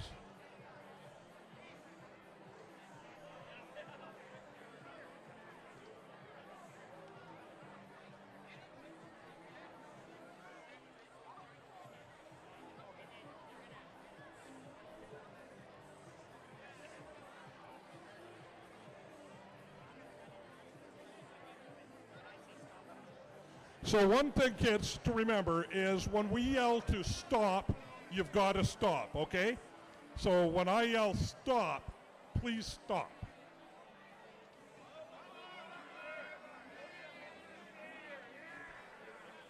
Give us that countdown. We're going to do a 5-second countdown. Everyone go along.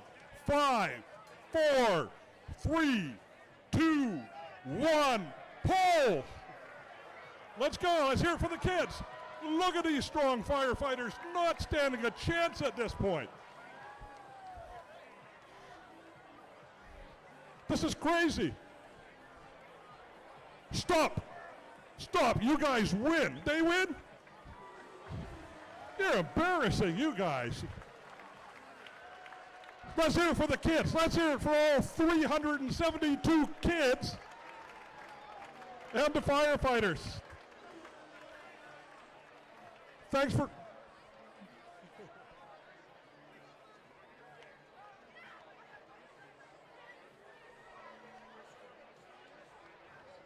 Thanks for a marginal effort, you guys. Thanks. One more time for the firefighters and the annual hose tug-of-war.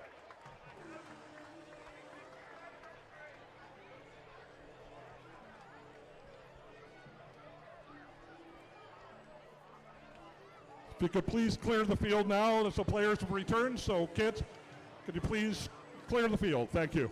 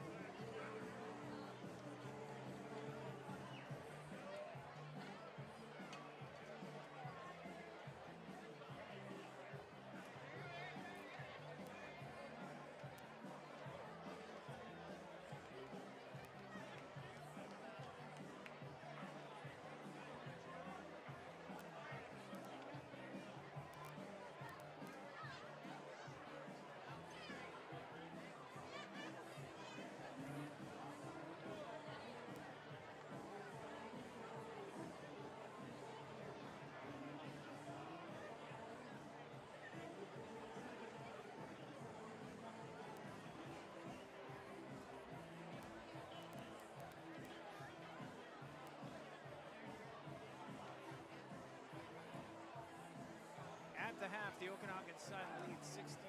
The third quarter about to get underway. The Okanagan Sun will be receiving the ball at half.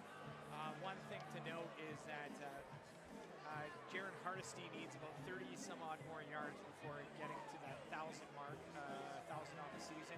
I'd like to see him hit that tonight. I'd like to see him hit that in front of the hometown crowd. I'm Stephen. With me is Coach Jay Christensen. And Jay, what was it like to be down there in half celebrating with the old team there from 2000? You know what? It's so much fun.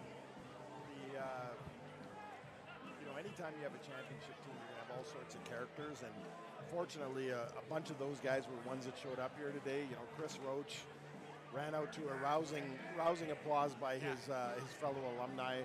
You know, he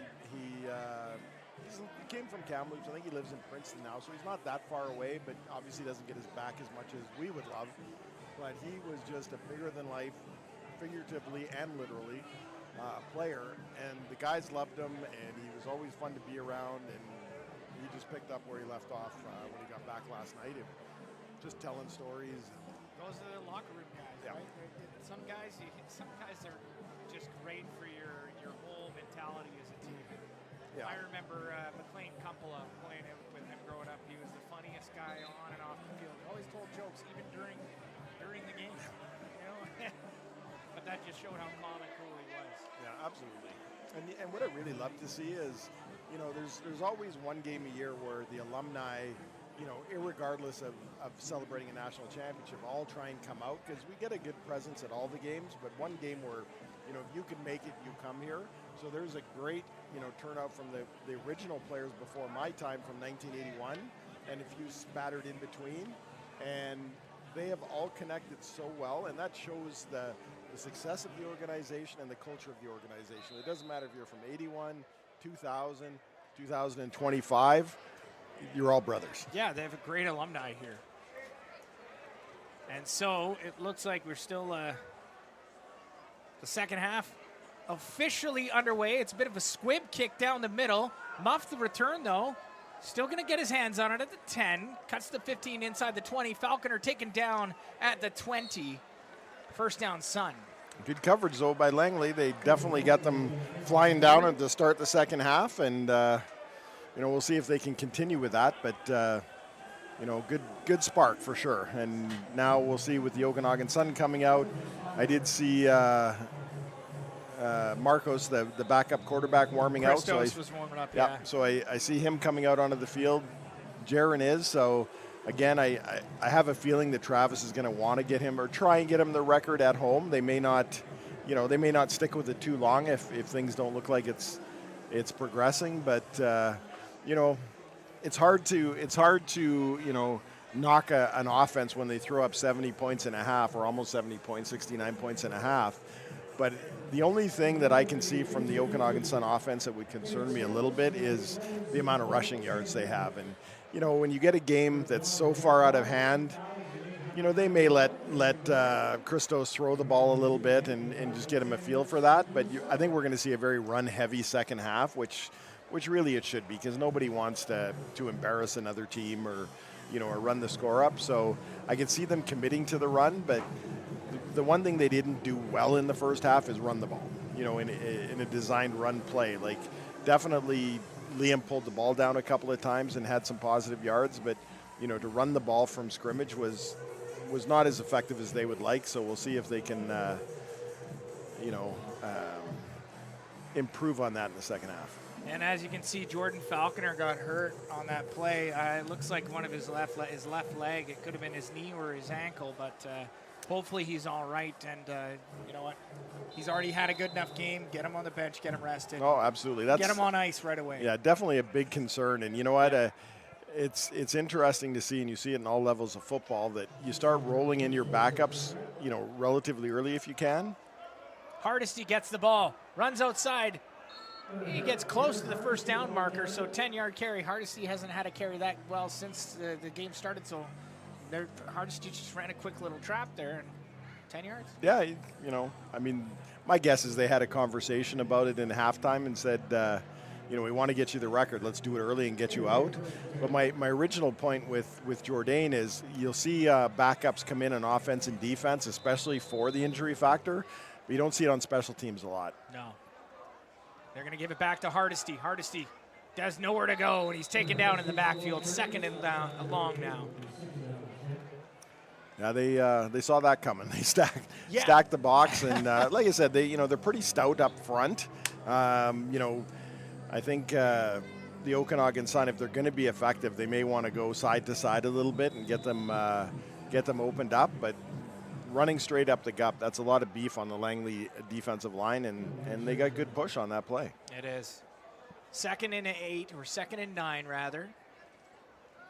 Christos drops back, can't go anywhere, keeps it, runs inside, gets close to the first down marker. He's got about a yard to go before the first down. We'll see where the refs mark the ball. That's going to be an interesting spot and an interesting call by Coach Travis. He's gone it on 3rd and 1 before. Yeah, I would expect that he would. You take a lot of factors into account when you make a decision like this. The score is obviously one. There's not much, for him to worry about from a score perspective. But they haven't had a lot of push straight up the middle. So, it'll be interesting to see if they go off tackle or what they do. I see a sweep coming, but okay, so it's a keeper. Christos is going to run it outside. He gets the first down, and he's out of bounds at the 55. Yeah, good call. Langley were expecting a run up the middle. They only had 3 down linemen, but they were all inside the tackle, so there was no obvious contain, and they ran a misdirection. Everybody thought the ball was going to Hardesty, and I was surprised that he pulled it, but it was a great decision by the quarterback, and it was relatively easy to get the corner and get the 1 yard, and he was able to. And Christos is again, I think he has the most touchdowns for guys because he has all those rushing, all those jumbo rushes from the 1 yard line. Christos keeps play action pass, hits his man in the flats, but he can't get anywhere. 2nd down. That's another factor that goes into account when you're, trying to decide whether to go for it on 3rd down or not. If the quarterback you have in the game is your short yardage quarterback, why not? He definitely has the experience and, that quick decision making. And give him that. Give him the constant. Like, we've got 2 capable quarterbacks on this team. Christos could start for any team in the BCFC. Absolutely. The depth is, across the board is very important, especially at this time of the year. Christos throws it down the middle, hits his man. Now it could be just shy of the first down marker. Looked like he had the first down. It was Tyler Craver with the catch. Looks like maybe about 2 yards, and they're going to be in that same decision making. It's a little longer, but the plus side is you're now into Langley territory. So and you're chewing clock. Exactly. That's the way they're looking exactly. At it too. And so far, I think Travis or the offense on the Okanagan Sun have done a good job of, if they are going to throw the ball, they're not really pushing it downfield. They're just, it's kind of extended. Another keep from runs. Christos, and he goes, cuts outside of the defenders. He's at the 20, the 15, the 10, goes out of bounds just before the goal line at the 4 yard line. Christos with 40 yards rushing in this drive now? Yeah, he showed a great burst there. Again, it was the similar play that they ran on the 3rd and 1, but to the other side of the field, and got contained, which is huge when you're running the ball, but a great burst to actually get upfield and get into the secondary. What's his 40 time? I mean, out of the blocks too. I bet he's a really good sprinter. Yeah, and it's funny, you start to pigeonhole players, and he's our 1 yard plunge quarterback. But you give him some space, and he proved he's an athlete. Christos in the shotgun, 1st and goal. They hand this one off to Hardesty. Hardesty can't get anywhere. He spins, keeps moving, driving the football, and he's in the end zone for a touchdown. That was good. Definitely good second effort. He got hit in the backfield, and again, that's something that I think from an offensive line perspective they need to work on. And again, at this point, it may be, they may be starting to bring in some 2nd string and 3rd string players, but there's times when they're going to get into tight games and the score is tight and they need to kill clock and they need to march the ball and be able to run and march the ball, and they really haven't shown a great propensity to do that tonight. That's the one thing that I would say would be lacking. 75-0 now in favor of the Okanagan Sun. The kick is up. The kick is good. So the Okanagan Sun go up 76-0. We're going to take a short break. It's Okanagan Sun football on AM 1150, brought to you by Future West Solar.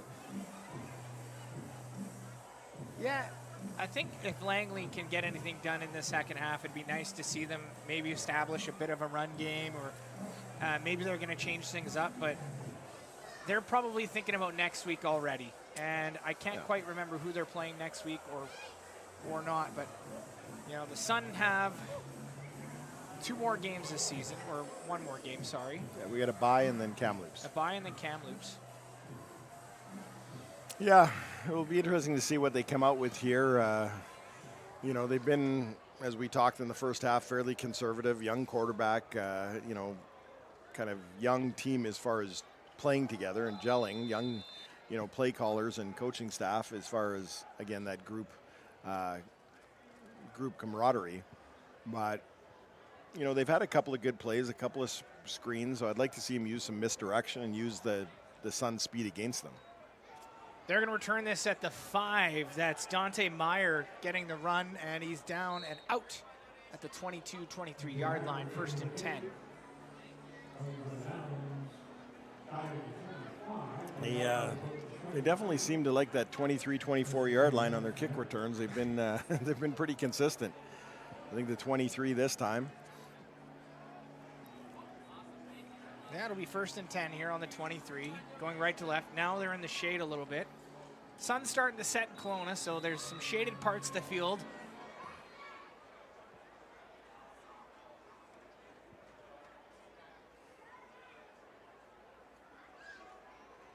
All right, the shotgun here, split back set. They're going to run this one up the middle. Eli gets a couple yards before going down. Again, they came out with that tight end set. And, you know, as we talked about earlier, you don't see that a lot in Canadian football because, you know, you have the ability to waggle to that same location and hit it with momentum. I don't know that that's the best decision with his defense, is to crowd them in the middle. You know, you're bringing a lot of good athletes into the box by doing that. But 2nd and 7 here. They're on the 26. They're going to hand this one off. Runs up the middle. He gets room. He gets room, and he gets the 1st down.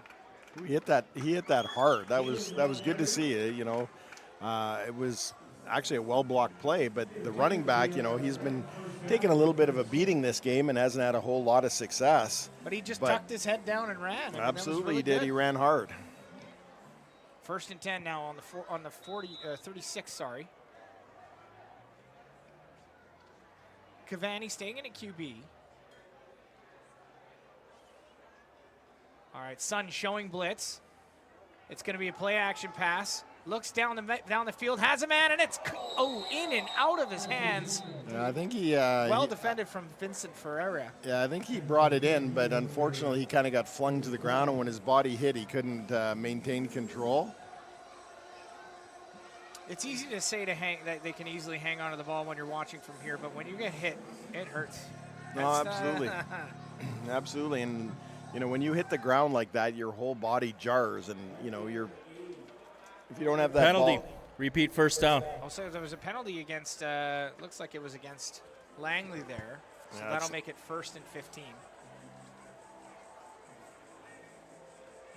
Yeah, it's interesting. I don't know, you know, 1st and 15, 2nd and 10, that's kind of an age-old decision by a coach. Again, usually you're not wrong either way. They hand this one off. He runs right up the middle. Powell's his way through defenders, so it wouldn't have mattered on that call. It would have been 2nd and 10 or 1st and 15. So. Yeah. We got another Okanagan Sun down. That's Hunter Boltzma. It looks like he just got the wind knocked out of him. Well, trainers are running out. He's coming off on his own power. Yeah, he looked like he was trying to wave them off, but you know, once you go down and they blow the whistle, you may as well take them because there's nothing you can do. They're gonna get you off the field anyway.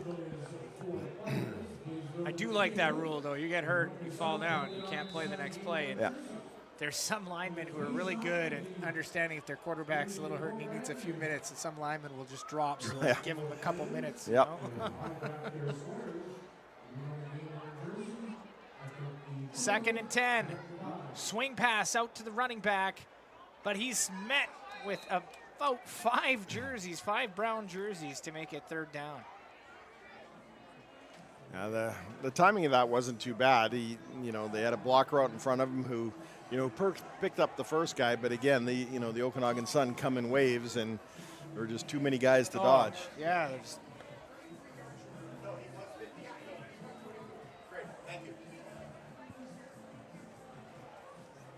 So I believe they're just behind us. They're actually going through the statistics of Hardesty, and I overheard that he's 33 yards short.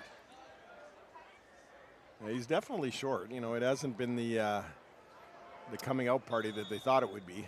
And a sky-high punt that goes out of bounds at the 50, so the Sun get the ball back on the Langley 50. Again, the Sun leads 76-0, 7:52 to go here in the 3rd quarter. It's kind of nice to look over across the field, Coach, and you see the alumni area, and it's just packed. Yeah, it's been definitely growing. One of our board of directors, who is recognized at halftime as being on the board of directors in 2000 as well, Rob Peter, has kind of taken over the alumni this last year, or maybe it's been a year and a half now. Last season they really started amping. Yeah, and he's done a fantastic job just bringing the energy and the interest, because, as we mentioned, there is a very good alumni, a very strong alumni. They just need to be led to water, so to speak. Christos throws. It's complete for a 15-yard gain, 1st and 10. Yeah, these guys want to show up. The alumni, they just, somebody needs to organize it. Hey, they're guys. Yeah, Every guy's the same. absolutely. Sometimes it's easier to explain to your wife that you need to go to a football game because you were asked. Absolutely. 1st and 10 here. They're on the 35 now. Christos, Hardesty staying in. And we got one Sun player coming out. Looks like he had a problem with his knee pad. I'm not sure. The rules have changed over time as far as what players can and can't do. When I was coaching, your knee had to be covered 100%. You had to have a pad on it. Now some of these pants almost look like shorts. Yeah, and I think the refs depends on who's reffing, because sometimes they don't call it at all. Because if every player's doing it, there's nothing they can do, right? Absolutely. Christos gives to Hardesty. Hardesty runs outside, slips and blows a tire. It's 4 yards on the play. Yeah, it looked like a big chunk of grass came out, and he gave it an angry kick, because it looked like he had a seam and he made a great cut. Oh yeah, it's a big beaver tail that he just booted. Yeah, that looks like a chip shot for me. But the officials replaced it, and away they go. Which is the beauty of this field, being the only grass field really at this level or higher in the country. You're going to have situations like that where chunks come out, but there's a little bit of nostalgia to that too. Christos rolls out, throws it down the right-hand side, nearly picked off, but then caught. Are they going to call it a catch? I think they did, yeah. And they did! Yeah. What a catch! Yeah, that was Carter Moore? Great concentration. I think the ball was a little underthrown, and the DB was able to go over and get a mid on it, but look at they're showing the replay here. Just barely gets his hands up, but Carter Moore really smart to keep his toes in bound. Absolutely. To catch, it's tough enough to catch a ball that was tipped that close to you anyway, but to be able to do that and have the presence of mind of where your feet are, that was impressive. And he keeps the drive alive for the Okanagan Sun. 1st and 10. Christos throws the wing out to the sidelines again, and they're calling that incomplete. That one intended for Jackson Lynn. One of the defensively, one of the players that has shown, pretty good job of getting into the backfield. He stopped his number 11, Gale Edwards. He, again, a big body. He's got some good push on the running plays. He's be able to create a little havoc. But there, he got in the face of Christos and made him change his arm angle and force an incompletion. Christos alone in the backfield. 2nd down and 10. Throws it down to the end zone. Incomplete. He was double covered. Probably not the sharpest throw from Christos. But that's as a quarterback, you have an internal clock, and you know that if you hold the ball long enough, you're going to get hit. And what happened there is Gail Edwards, again, the number 11 defensive end for Langley, had a great push, drove the right tackle back into the quarterback. Unfortunately, wasn't able to wrap him up, and Christos did a good job of stepping up. But when that happens, you know somebody else is coming. If the first guy missed me, the cavalry's coming. So I think he just kind of threw that where either the Okanagan Sun player was going to catch it or nobody would. Right. So it wasn't a great throw, but it was in a great spot if you're not going to complete it. So about a 28-yarder for Atwood. The kick is up, and it is good. Money. Right on the Automatic. money. Mr. Automatic. Yeah. Yeah. 79-0 for the Okanagan Sun. We'll take another 30-second timeout. It's Okanagan Sun football on AM 1150 for Legacy Tire.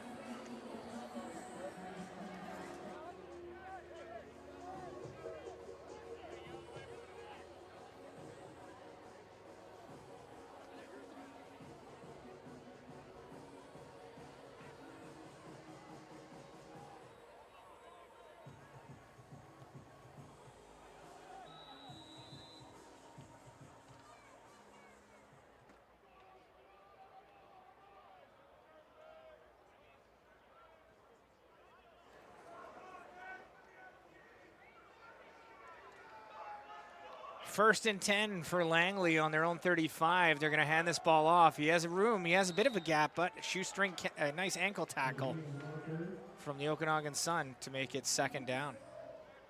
They're starting to get again, with the substitutions the Okanagan Sun are doing, they're starting to get a couple of little seams there. And, again, the running back's running hard. Yeah. Beautiful night here at the Apple Bowl, though. Lots of families out for this game, as it's the Terry Britton Memorial Burn Fund Classic.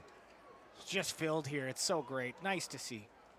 This is going to be a pitch to the outside, and he has nowhere to go. He's wrapped up in his own backfield. That'll make it third down. Yeah, on a night like tonight, you can't really beat football here at the Apple Bowl, and the team has got a sponsor now, so we've got the kids slide in the corner, the inflatable slides and bouncy houses and stuff like that. And one of the things I always enjoyed is coming here and seeing the kids playing in the end zone and running around. It's a unique experience at sport in Kelowna, because you go to any other the venue, and obviously the Rockets do a phenomenal job in putting a product on the field, but you go to a Rockets game and you're sitting in your chair. Out here, kids are playing, they're throwing the football down in the end zone, they're on the bouncy castle. It's a great family thing to do. It's reasonable from a cost perspective. Well, it doesn't break the bank. Tickets are pretty, relatively inexpensive when it comes to it. And what's funny is you can sometimes sneak your own food in here too. And I remember my nephew coming, and I don't think he watched a down of football. I think he ran the track the whole time and ate an entire bag of popcorn. Had the best time of his life. Oh, absolutely. That's what it's all about when you're a kid. My son and his wife bring our granddaughters, Bryn and Natalie, down here, and they perform and they run on the sidelines. As mentioned, they go in the bouncy house, and it's just a fun night out for the family. Sun are going to field this punt at the 40. There's a flag on the play, likely no yards. He's down at the 47-yard line, so that's first and 10 Sun, just depending on where they put it after the penalty marker. You know what? When I was down at halftime getting the award, again, all the people down there were alumni, so they're all football guys. They're all knowledgeable, and numerous ones come over and said, this must be hard to call this game. Really, Stephen, that's why you're such a professional, because you're making it look easy. But, we talk about... No yards. Langley, 48, 15-yard penalty. First down, Okanagan. You talk about Langley and the challenges they have, being on the back end of that score. The challenges the Okanagan Sun have being on the up end of that score and getting guys in and things like that. It's equally tough on the officials, right? Like, this can't be a fun game to ref. No. And you got to call it as fair as you can. Hardesty cuts outside, jumps over a defender. He keeps going, and he's out of bounds after a good 22-yard scamper. Great run. Usually when a running back or any ball carrier hurdles a player, it usually doesn't end well. That time he landed and probably got 15 more yards. So it'll be interesting now to see where he is from a yards perspective. He's got to be getting close. And He's got to be 4 or 5 yards away from the century mark. Yeah, I would think so. And I think what we'll see, probably before we know, the coaches will be on the headsets to the spotters up in the booth talking to the statistics guys. So the indication will probably be when we see him come off the field. Yeah, 1st and 10 for the Okanagan Sun. 3 minutes left in the third quarter. Flag on the play. Christos throws it deep, has a man, it's caught! Touchdown, Sun! See who the flag's on.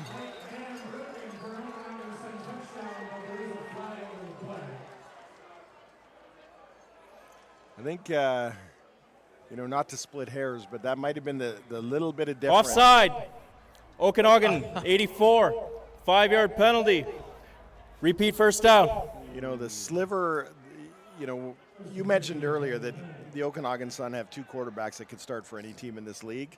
And, Liam obviously has more experience in the offense and things like that. But from an on-field perspective, a tool perspective, that might have been the little sliver of difference between the two, is that where there's a little bit too much air there. And receiver made a fantastic catch if it had it counted, but it hung a little bit and allowed the defensive backs to get there, where, Liam maybe puts it a little bit more on a line. Right.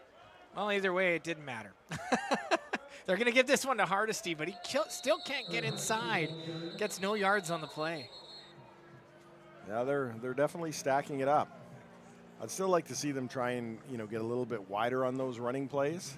Well, and Hardesty runs really well when he runs off the tackle, or if he runs off a tight end and just gets into the flats and then makes a play. He's a phenomenal athlete.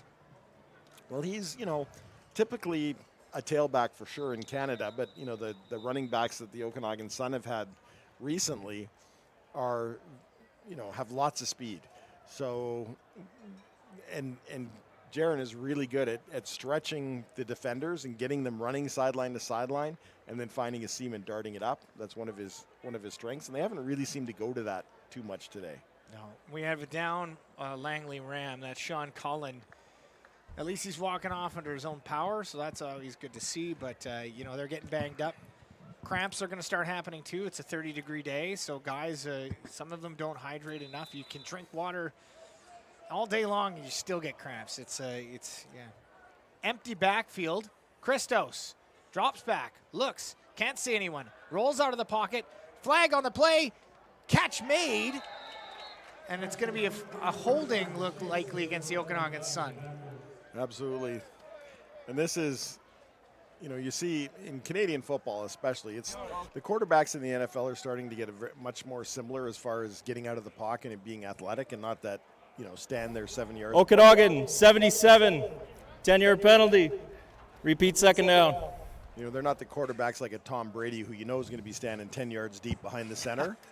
But what happens is, that play was designed for Christos to be in the pocket. That broke down, so he ended up trying to get outside. And as an offensive tackle, you're protecting where you think the quarterback's going to be. So when the defensive end disengages to go sideways, you hang on a little too long, they'll call it. 1st and 20. Christos, little dump off to Hardesty, but they read that one. He sheds his defender, though. Manages to get 9 more yards on the play. Still second and long, but a great second effort from Hardesty. Yeah, that was all Hardesty. It was the same situation when they tried to run the screen play earlier. There's a couple of D linemen that just aren't getting push up field, so he got hit as soon as he caught the ball, but he was able to break the tackle and get some positive yards, which is... We used to call those prayer tackles. You try to tackle a guy, you're holding out for a prayer. If he goes down and Hardesty just keeps moving. Yeah. Strong guy, strong runner. Yeah, it's really got to wrap up. And, you've seen more and more lately, and again, it starts at the highest levels of football in the NFL and the CFL, where some of the defensive players, they'll come in like a missile and try and dislodge you from the ball, but they don't wrap up. The first guy will come in and just kind of deliver a blow. And, if you get a good running back that's got great balance and good on his feet, that's not going to take him down. And again, you end up getting, receivers, you call it yards after the catch.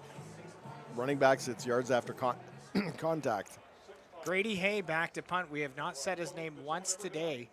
Sun leads 79-0, a minute 27 to go here in the third quarter. Grady Hay punting this one from roughly the Rams 50. It's a low snap. Grady Hay's going to have to keep it. And then they wrap him up in the backfield. Huge play for the Langley special teams. Not very good for this Okanagan Sun special teams. No, that's not Oh, boy. not what the coaches want to see for sure. Probably the person that hates this score the most is Grady because, as you He's not mentioned, playing. he hasn't been on the field, and then you get out there, and that would have been the first long snap other than a field goal or an extra point by the long snapper, and you can tell they've been sitting around for 2 hours doing not a lot. Yeah. The timing wasn't there. It wasn't clean, and there wasn't really anything Grady could do other than try not to turn the ball over. Yeah, and Grady's a good player, so it's tough to see. 1st and 10. Langley runs the ball. They run outside. They get about 6, 7 yards, 8 yards on the carry to make it 2nd down and short. So Langley seeing themselves in a better position on 2nd down is obviously nice to see in the second half. Yeah. Sun are playing some backups. They're playing 2nd stringers, 3rd stringers, and they're cycling guys in and out. I don't know. I like what Langley's trying to do, though. They're just trying to play their game still. They're not doing anything crazy. I haven't seen a trick play from them. No. Might see it now that I've said it. No, it's going to be another short handoff, and he's taken down in his own end zone or his own backfield. That one's Reggie Eli again. Yeah, they've definitely shown a big propensity to bring the safety in this game, to bring one guy that's not accounted for, and it resulted in a huge sack in the first half. They did the same thing here, and he ended up hitting the running back deep in the backfield. So Coach Beatty's trying to coach his defense now. They're not sure what play to call because they are going for it on 3rd and 5. They're on the 53. Why not? Yeah, like I said, I would still like to see them push the ball downfield a little bit more once in a while. When you blitz like they did on the last play, you can blitz to stop the run or stop the pass. Makes the throw. Picked off by the Okanagan Sun, though. And he's got it at the 30, the 20, the 10. Pick return for a touchdown, Sun. That play will end the third quarter as well to make it 85-0. Well, they had a little extra time, as you said. Coach Beatty was a little bit onto the field trying to get the right call in for 3rd down, and it looks like he did. Again, you're throwing timing routes with people in your face, so bad things happen. That's Hollis Walter, DB number 39. Yeah, they're really celebrating him on the sideline, and again, you don't want to see too much celebration with a score like this, but ultimately, you get how much the team likes him. Absolutely, you get a player that doesn't get to play a whole lot and makes a big play, and it's really going to spark the interest or the excitement of the rest of the team. There's a saying that the most popular player on a football team is the backup quarterback, right? So. You get a defensive back that I don't know how many times you've called or Ryan's called his name this year, but quite possibly that could have been the first time, and it results in a pick six. That's a big deal for the young man. It's the only time I think his name has been called. Hollis Walter, I had to look it up. I'm happy for him. He was playing corner. Well, I'm going to predict we're going to be calling it a lot in the years to come. How about that? That's probably right, Coach. Yeah. That's with names like on defense, like Easton Fensky had a year last year. He was a ball hawk, and Ahmed Borhat. You had so many good players on this defense that, Jacob Bond, when he came back for his last season last year, I think he gained 20 pounds and he bulked up like crazy. He had the game of the year, a season, just an absolute season, and now he's playing on the Lions. Yep, absolutely. And the scary thing is he was eligible to come back this year, and you can imagine if we had him on the field. That'd be. Yeah. But again, that's the depth of the team. Everybody's stepped up, and so the St. Clair Saints just beat somebody 93-0. GTA. GTA. Okay, well, the GTA Grizzlies aren't a very good team. And the kick is away. Langley's going to get this one at the 5. They're at the 10. Make his way to the 20 before being met with a bunch of jerseys down at 25. 1st and 10 to start the 4th quarter. Well, it's that's an improvement from their usual 24-yard line. So we'll hopefully see them move the ball. Again, it's an awkward score, awkward game for everybody. That's stating the obvious. Yeah. But you get defensive backs that come in just like, was it Hollis? Yeah, Hollis Walter. Yeah, so they're knowing defensive backs, they're back in the backfield hoping that Langley's going to put the ball in the air. Yeah. Like they just want to see it go up. They want to be able to make a play. And Walter's a tall guy. So I'm not surprised he made that play on the pick. And refs just blew the whistle. I'm not sure what they're calling here. Well, I'm going to throw, while we have a break, I'm going to throw in an old guy soccer analogy. And, as a goalie or a keeper, as they call it in soccer, if there's a giveaway and your whole team is trying to move upfield and get into an offensive position and we give the ball away and it turns around, that's never a good thing. When you throw a ball in the flat or in the kind of a hook there and the DB steps in front of it, that's not a good thing because, again, the offense is trying to move forward and all of a sudden it's coming the other direction. It happens really fast and when the DB makes a play, they've got an open field. Absolutely. Nobody can stop them. And as you mentioned, Rondé Barber used to make plays like that all the time. Yeah. And you can tell he's an athlete just the way he ran. And, you get that in the open field. It's pretty tough to track him down because it's usually old linemen or a quarterback that are doing it.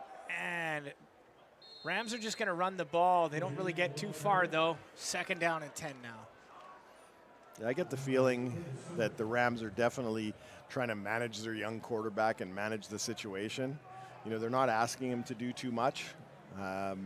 You just throw a pick 6, and again, it wasn't a bad ball. It was just a good defensive call by the Sun and good coverage. But, they don't want him to make that mistake twice in a row. So hand the ball off the first time and, keep the clock moving. 2nd and 8 now here. Live to fight another day. Exactly. Lick your wounds. Get over it. Think like a goldfish.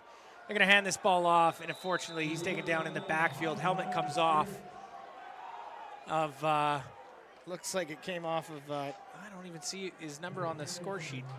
85, maybe? Sam Famakinde. No, it's not 85. 95? Yeah, that's Evan Hamilton. So he's a backup defensive lineman. Yeah. Yeah, that play was doomed from the start. It looked like they tried to use a little bit of misdirection in the backfield, but the lineman didn't get out in front. It almost looked like everybody was standing there. So, maybe they're digging, relatively deep into their playbook at this point and just thought, hey, let's try this. Yeah, that'll work. Sun back to a single receiver, so it looks like Halliburton's out as well. And it's just a sky-high punt that only goes about 20 yards, and it goes out of bounds at the 42-yard line. 1st and 10, Sun already in good field position. Yeah, it'll be interesting to see, what's the situation with Jourdain on the sidelines. And I would imagine that if he's going to not be able to return the ball for a week or two, if that is the case, Josiah will get a lot of minutes back there. Yep. To reference the old. Halliburton's had some really good runs too. He's had a couple kick returns for a touchdown. I think this might be the best punt return core the Okanagan Sun has seen in recent years. I mean, we had why is his name escaping me? Dad's the Blue Bombers coach, O'Shea. Yeah, Mike O'Shea Jr. Yeah. He was an incredible punt returner. Absolutely. And so smart with the ball. Hardesty's going to run this one. He's got about 4 or 5 yards on the play. Yeah, there's no doubt that they're trying to get him the record at home because otherwise, he wouldn't be still in there and running the ball so hard. Like, that looked like the first play of the game where he got hit, at the line of scrimmage and then was able to spin off and still push for another 4 yards. Yeah, and it's just running the clock. Don't get Hardesty injured, but let him hit that century mark. Yeah. Hardesty moving in at wing back here. Christos drops back, rolls out, throws, has a man, it's caught, first down, makes it to the 20, cuts outside, down to the 10, keeps moving, and he's out just shy of the goal line. No, the refs are calling it a touchdown. So the Okanagan Sun now go up 93-0. Sorry, 92. I didn't account for the extra point. Mathing is getting a little tough late in the game here, Coach. You're going to have to take your shoes off soon to add all this up. Well, I don't think the scoreboard can keep up. No. Yeah, this one's tough. You know, I at this point, I think I might like to see the Okanagan Sun keep the ball on the ground. Hopefully, Jaron's getting close so they can get him out of the game. For two reasons. One, I mean, you know, you don't need your starting tailback in when you're up by this many points. But two, you don't want to get hurt, right? And now's the time where you can get twisted down funny, or, you know, any number of things could happen. But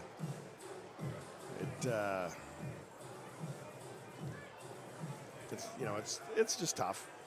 Tough on the fans. The fans don't want to see that. You know, they come to the game and, you know, you want to be engaged and excited and cheering right till the end. And, you know, the east side of the field, which is usually our party zone, is obviously lightened up a little bit since the second half has started. The only thing that's still jam-packed is the alumni zone. They don't look like they're going anywhere anytime soon. Well, they kind of have their backs turned to the play right now, and they're more so enjoying the socialization aspect. Because at this point, it's not a football game. No. It's stats, it's scrimmage, it's and the play is showing that guys aren't out there to kill each other now. They just want to get home. 12-12 to go here in the fourth quarter. Sun lead 93-0. Yeah, some of those alumni might not even be aware there's a game going on. It's Okanagan Sun football brought to you by the Stober Group. It's a deep kick down the left-hand side. It just goes past the returner, in and out of the end zone. That will not be good for Langley. Atwood's kicking some really interesting things. Yeah, no, he's definitely playing with confidence, which is really what you want to see from your kicker. Yeah. Quarterback and your kicker need to be the two most confident guys on the football field.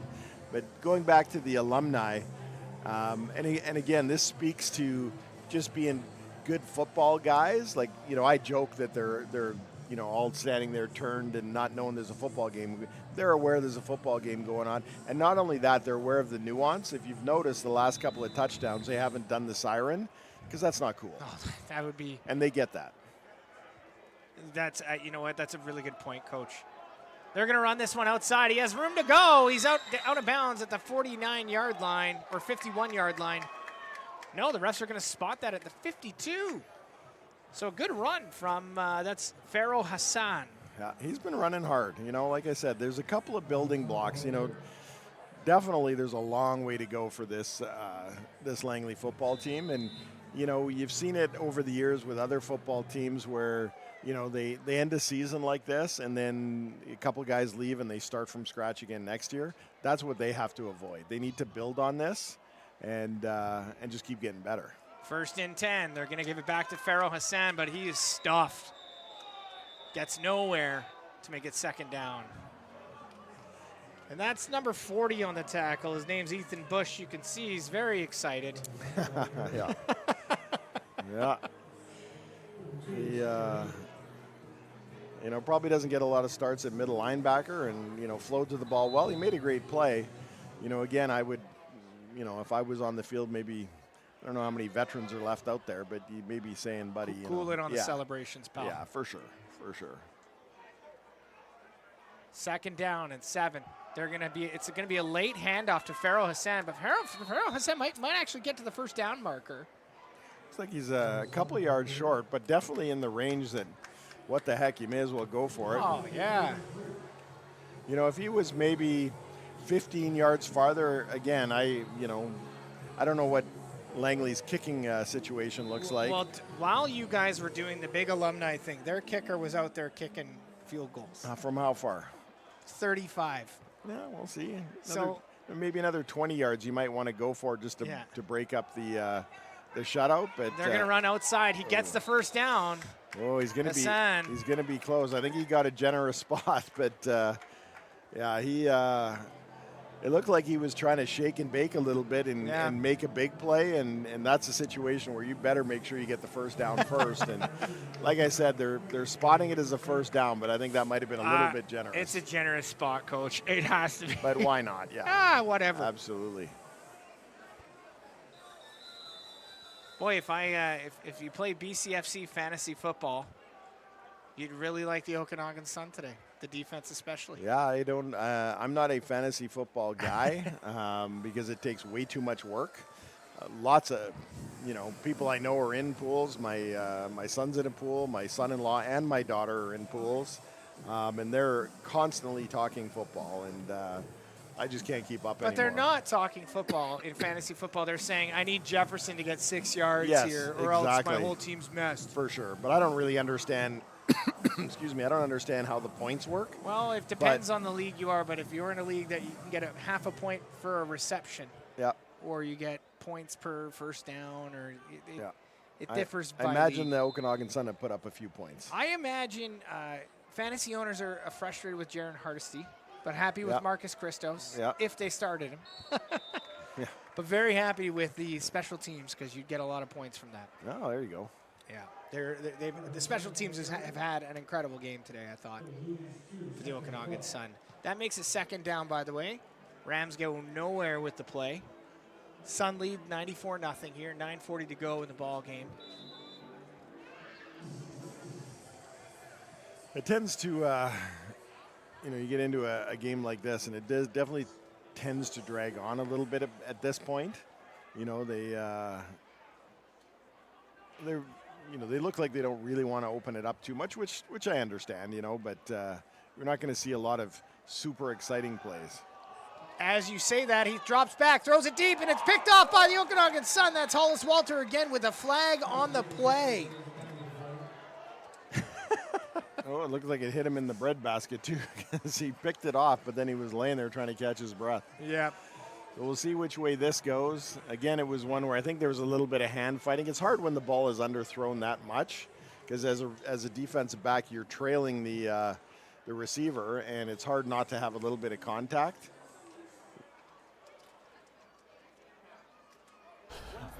Objectional conduct, Langley bench. Result of the play is an interception. First out, Okanagan. Wow, so objectional conduct. I think frustration must be. Coaches shouldn't be doing that. No, That's the worst. You shouldn't. But I mean, the frustration's seeping in. It's pretty tough, to keep your emotions. And you know what? I was fortunate enough that as a coach, I always kind of knew where the line was and never crossed it and never got a bench penalty or an objectionable conduct. But as a head coach on a football team, there's certain times, just like a head coach on a baseball team, where you got to come out and kick dirt on the umpire and get tossed from a game. He's sticking up for his players, right? Yeah. So, and again, a 15-yard penalty at this point is not going to affect the outcome of the game. And they're going to give this one to Hardesty again. He runs right down the middle, gets about 5 yards on the play. He's got to be really close to 1,000 yards. Yeah, got to be. It's funny you say that, what's that movie, Hoosiers, with Gene Hackman, where he'd get himself kicked out of games just to wake up his team. Yeah, absolutely. That's stuff like that. Yeah.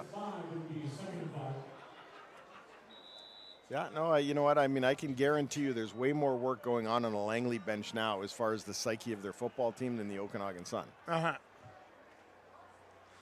Second down, they give it to Jaron Hardesty again. Hardesty stumbles his way to the first down marker.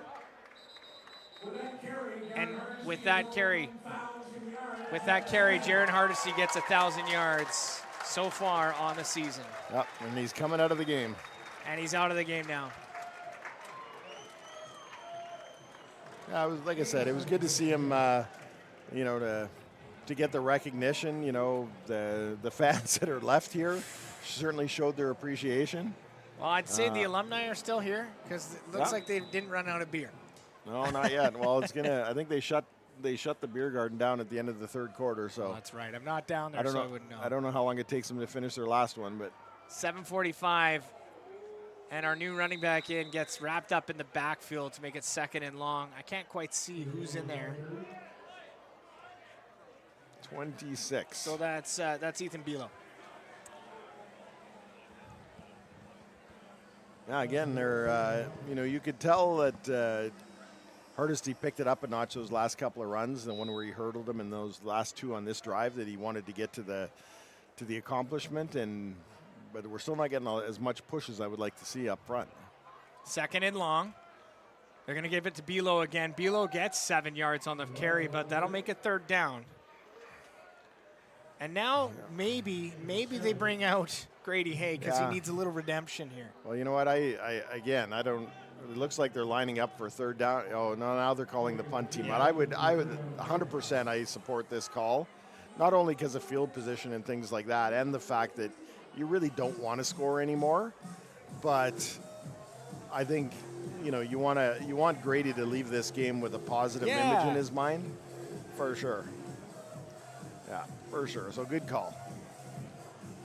I would hate it if Grady left the game with one bad play because then he's got to worry about that for 2 weeks. Yeah. That's just like you with your call about the interception of the game. That's going to bug you for the rest of the week now. Listen, it doesn't leave you. It won't leave me. I won't tell anybody about it. Don't worry. Guess what? It's too late. Too many people have heard it. And Grady Hay gets a great line drive down to the back, returns it at the 23-yard line.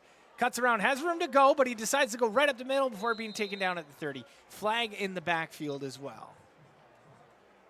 That's not a bad little return. That was a great punt from Grady, and he did that under pressure too. Like he had guys right in his face. He had to smash that ball though. He was very upset. Yeah, he took a little anger out on that kick. So it's going to go against the Okanagan Sun because the refs are talking to Langley coaches here. Holding. Okanagan, number 24. Penalty is declined. First down, Langley. Okay. Well, 6 minutes left in the game here. The holding must have been before the ball was punted, and that's why they didn't add it on to the end of the kick.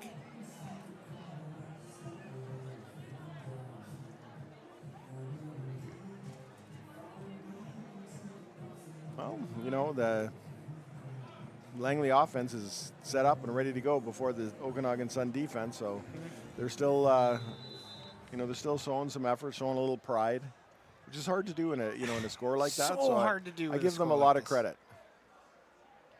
We were in a city championship game one year. We lost 72-7, and by the fourth quarter, it was minus 15. We just wanted to get the heck out of there. Oh, and it's caught. Thrown out of bounds. Sorry, not paying attention enough. First down, Langley. Through the air. What a great play. Yeah. That was Marcus Jones. Yeah, that was a great touch pass by the quarterback. They rolled out. They've been moving the pocket around a little bit. Typically, they don't have anybody open downfield, and they've kind of hung their quarterback out to dry a little bit. But that time, I would consider that receiver covered. But it was a great touch pass. Went up, fought for it, and actually out-wrestled the defensive back for the ball and picked up some good yards.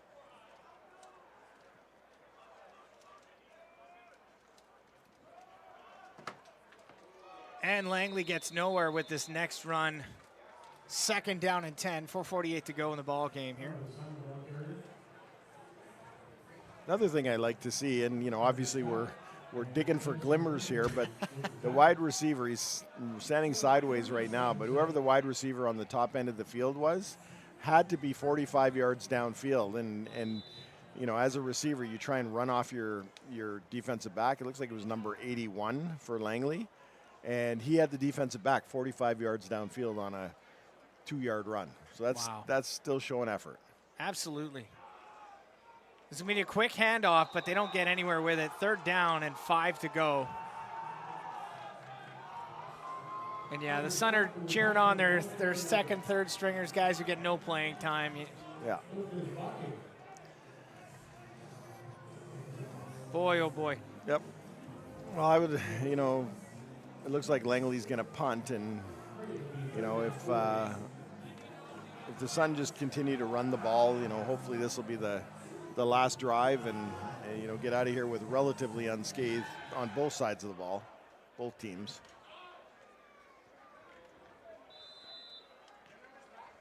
All right, third down. High snap.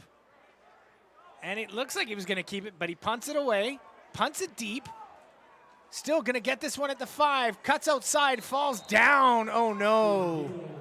Nowhere to go for Ethan Below. This is going to put the Okanagan Sun, because, you know, again, one of the things the defense is not going to do is give up any points.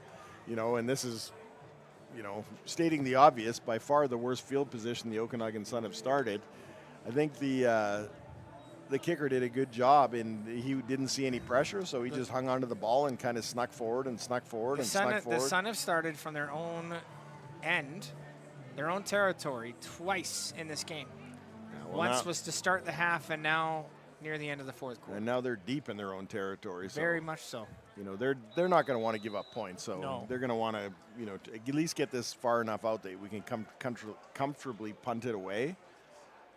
Langley's, you know, probably thinking they got a chance to maybe get some points if they can hold them.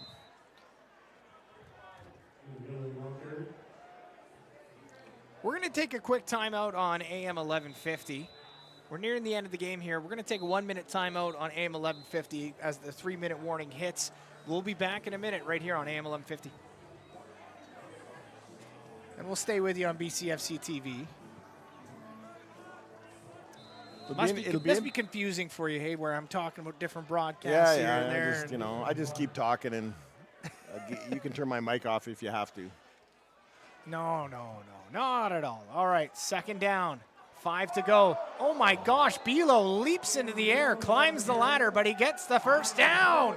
That's the situation I said before with Jaron, where when you leave the ground as a ball carrier, it doesn't usually end well. That didn't end well. He got the first down, but he ended up being pile drive by doing that. I was actually interested to see if they had got stopped, what Travis's call was going to be, because back there the smart thing would be in a close game is potentially, depending on the score, give up a safety and get out of trouble, but you're not going to want to give up any points at a time like this, so we could have seen them have to punt from deep in their end zone. 1st and 10 here. They're going to hand the ball off, run it again with Below. He gets about 3 yards on the carry, so second down again. And it looks like the Sun are just going to try and run out the clock here. I think this might be the final series of the game.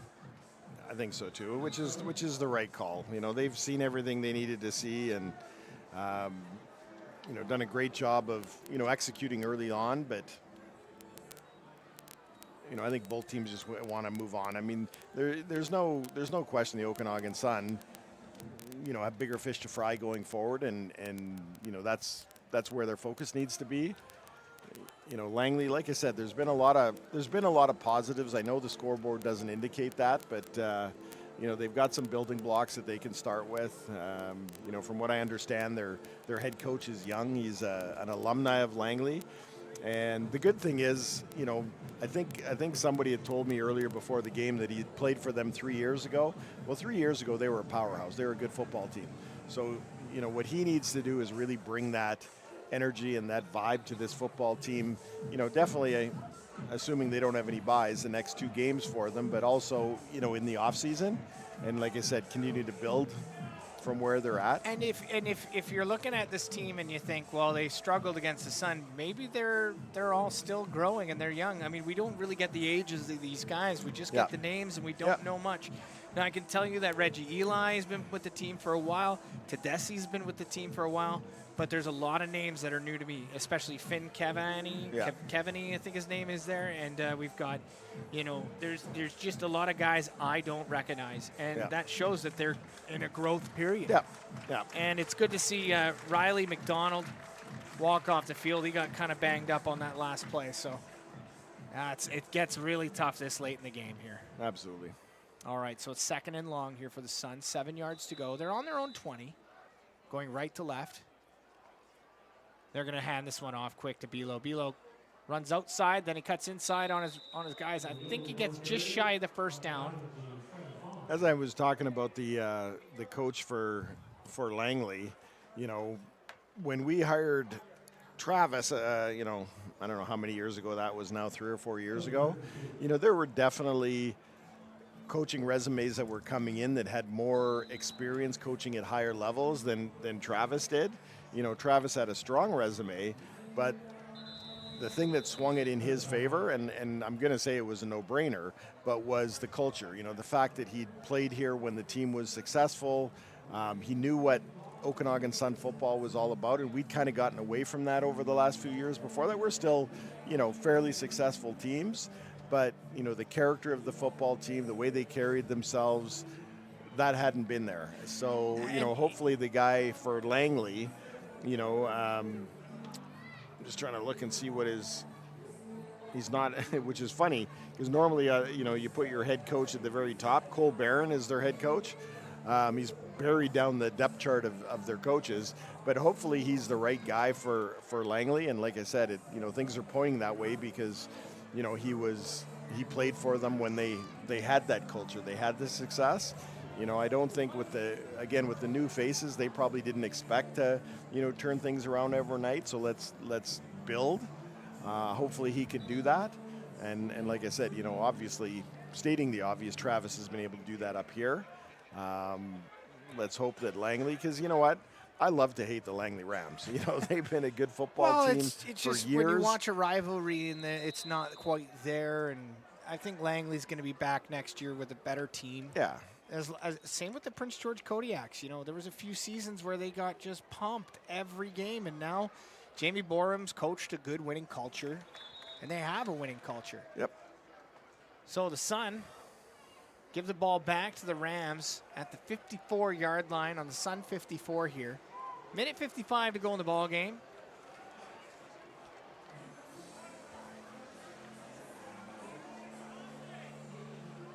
Yeah.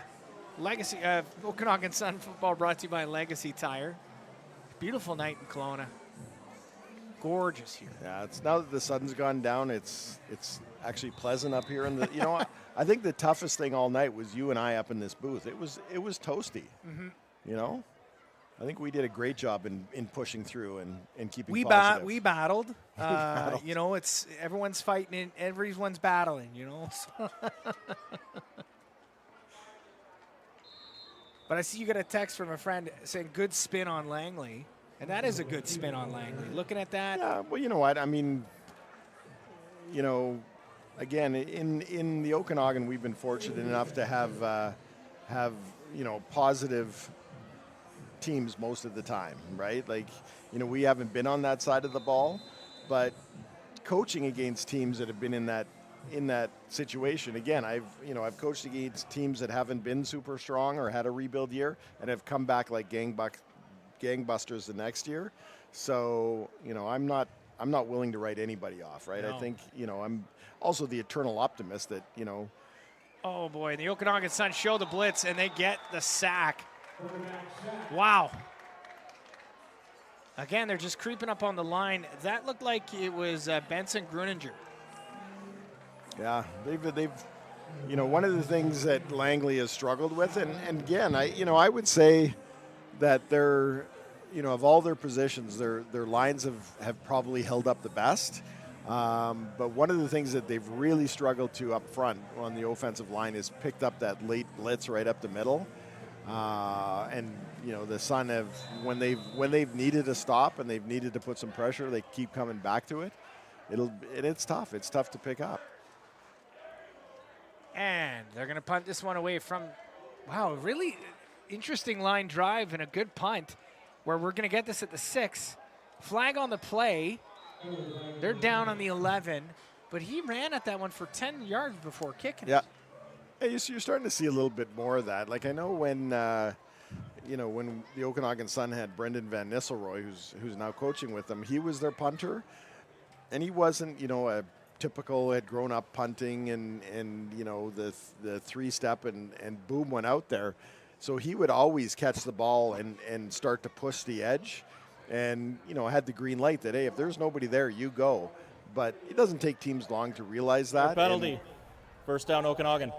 And he'd end up having to kick it most of the time. But if nothing else, what it does is it gives your team, it makes the defense commit to leaving guys at the line of scrimmage, but it lets all your cover guys get downfield and just limits their return. So it doesn't always look pretty, look typical, but it's usually effective, which it was in this case. Minute 7 to go here in the ball game. Sun lead 94-0. Get the ball back. First and 10. They're going to run this one right up the middle with Ethan Below. And he's still moving. Keeps those legs moving. He gets about 4 or 5 yards on the carry. It'll be 2nd and 10. Or 2nd and 5, sorry. Likely we'll see the kind of the same thing. Just, keep that clock churning and run the ball. And my guess would be to see a punt, even though they are deep in their end zone or deep in their end.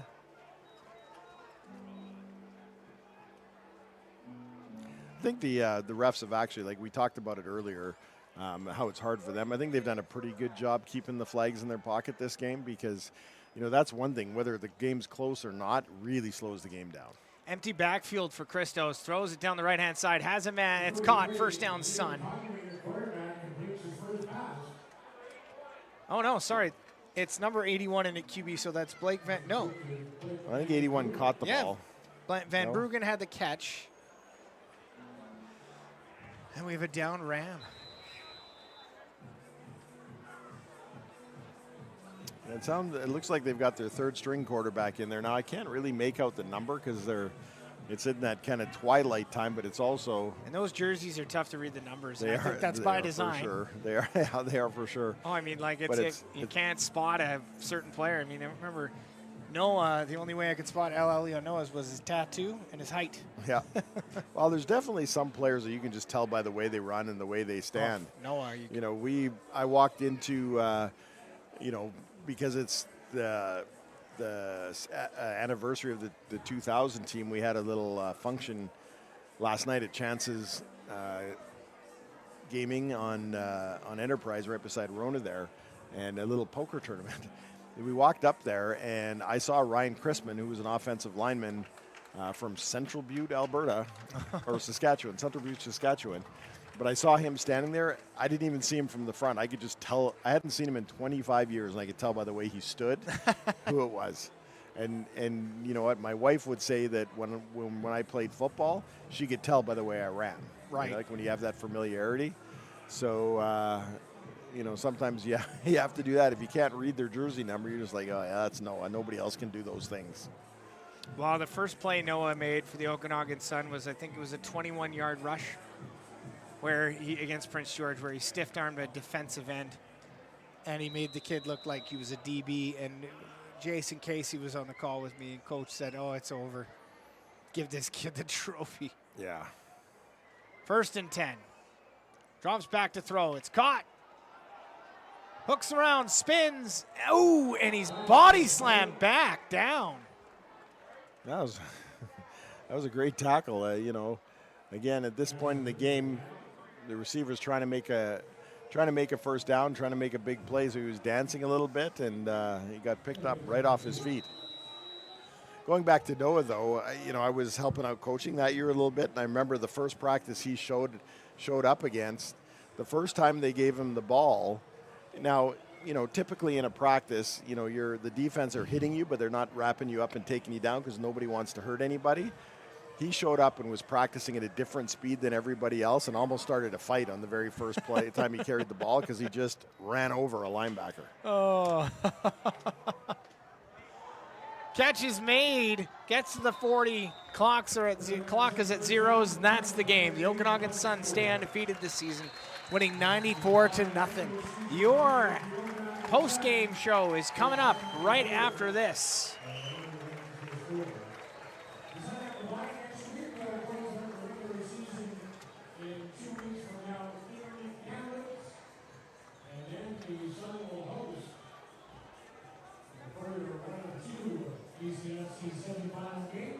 Mother-in-law.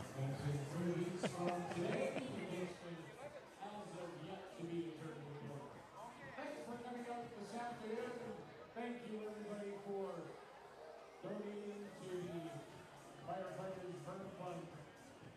Please drive home safely to Pregame when the playoffs come.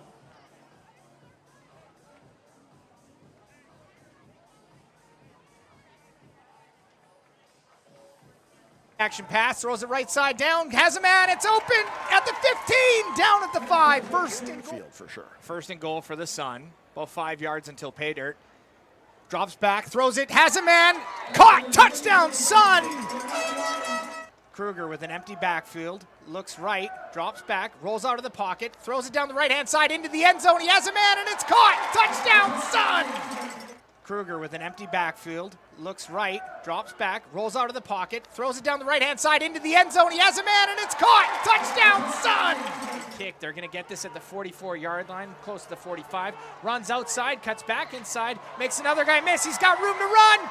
Oh, and he goes down at the 30. All the D-line were in the backfield. And this one punted past Falconer. Falconer misread it a bit, gets it at the 30, runs outside and sees some wide open field, but he still just can't cut inside. Makes two guys miss, gets to the 50, down to the 55. He's alone at the 35. He could go all the way. He's taking it to the house. Touchdown, Sun! 40, sorry. Kind of a weaker punt. They get this one at the 25, makes his way to the 30. It's Falconer again. He's going, he's at the center. He's got one man to beat. He beats him again. Falconer's gonna take this one back in for another Okanagan Sun punt return touchdown. That's pretty fun. Throws it down the middle, has a man, it's it's Vincent Choi. Choi takes it in, touchdown Sun. They're making the Apple Bowl. That's something special. Rolls out of the pocket, throws it to the flats, has a man, it's caught. Stiff arms the defender, but still takes second down. 6 yards to go. Kruger drops back, makes one guy miss. He decides to keep, gets the first down marker. Kruger takes it in, touchdown, Sun. Kruger looks to throw, looks to the right, rolls out, throws it, has a man, touchdown. Drops back in the end zone, gets a man. Eli gets it. First down, Langley. Eli's all alone. He's at the 40. Down at the high snap. Looks left. Throws it left. Has a man. Caught. And he's going to take this one in. It's Sam Famakinde. And he takes it in for his second touchdown of the game. Another keep from Christos. And he keeps it. He goes, cuts outside of the defenders. He's at the 20, the 15, the 10. Goes out of bounds just before the goal line. In the shotgun. First and goal. They hand this one off to Hardesty. Hardesty can't get anywhere. He spins, keeps moving, driving the football, and he's in the end zone for a touchdown. You know, when you blitz, like they did on the last play, you can blitz to stop the run or stop the pass. Makes the throw. Picked off by the Okanagan Sun, though. And he's got it at the 30, the 20, the 10. Pick return for a touchdown, Sun.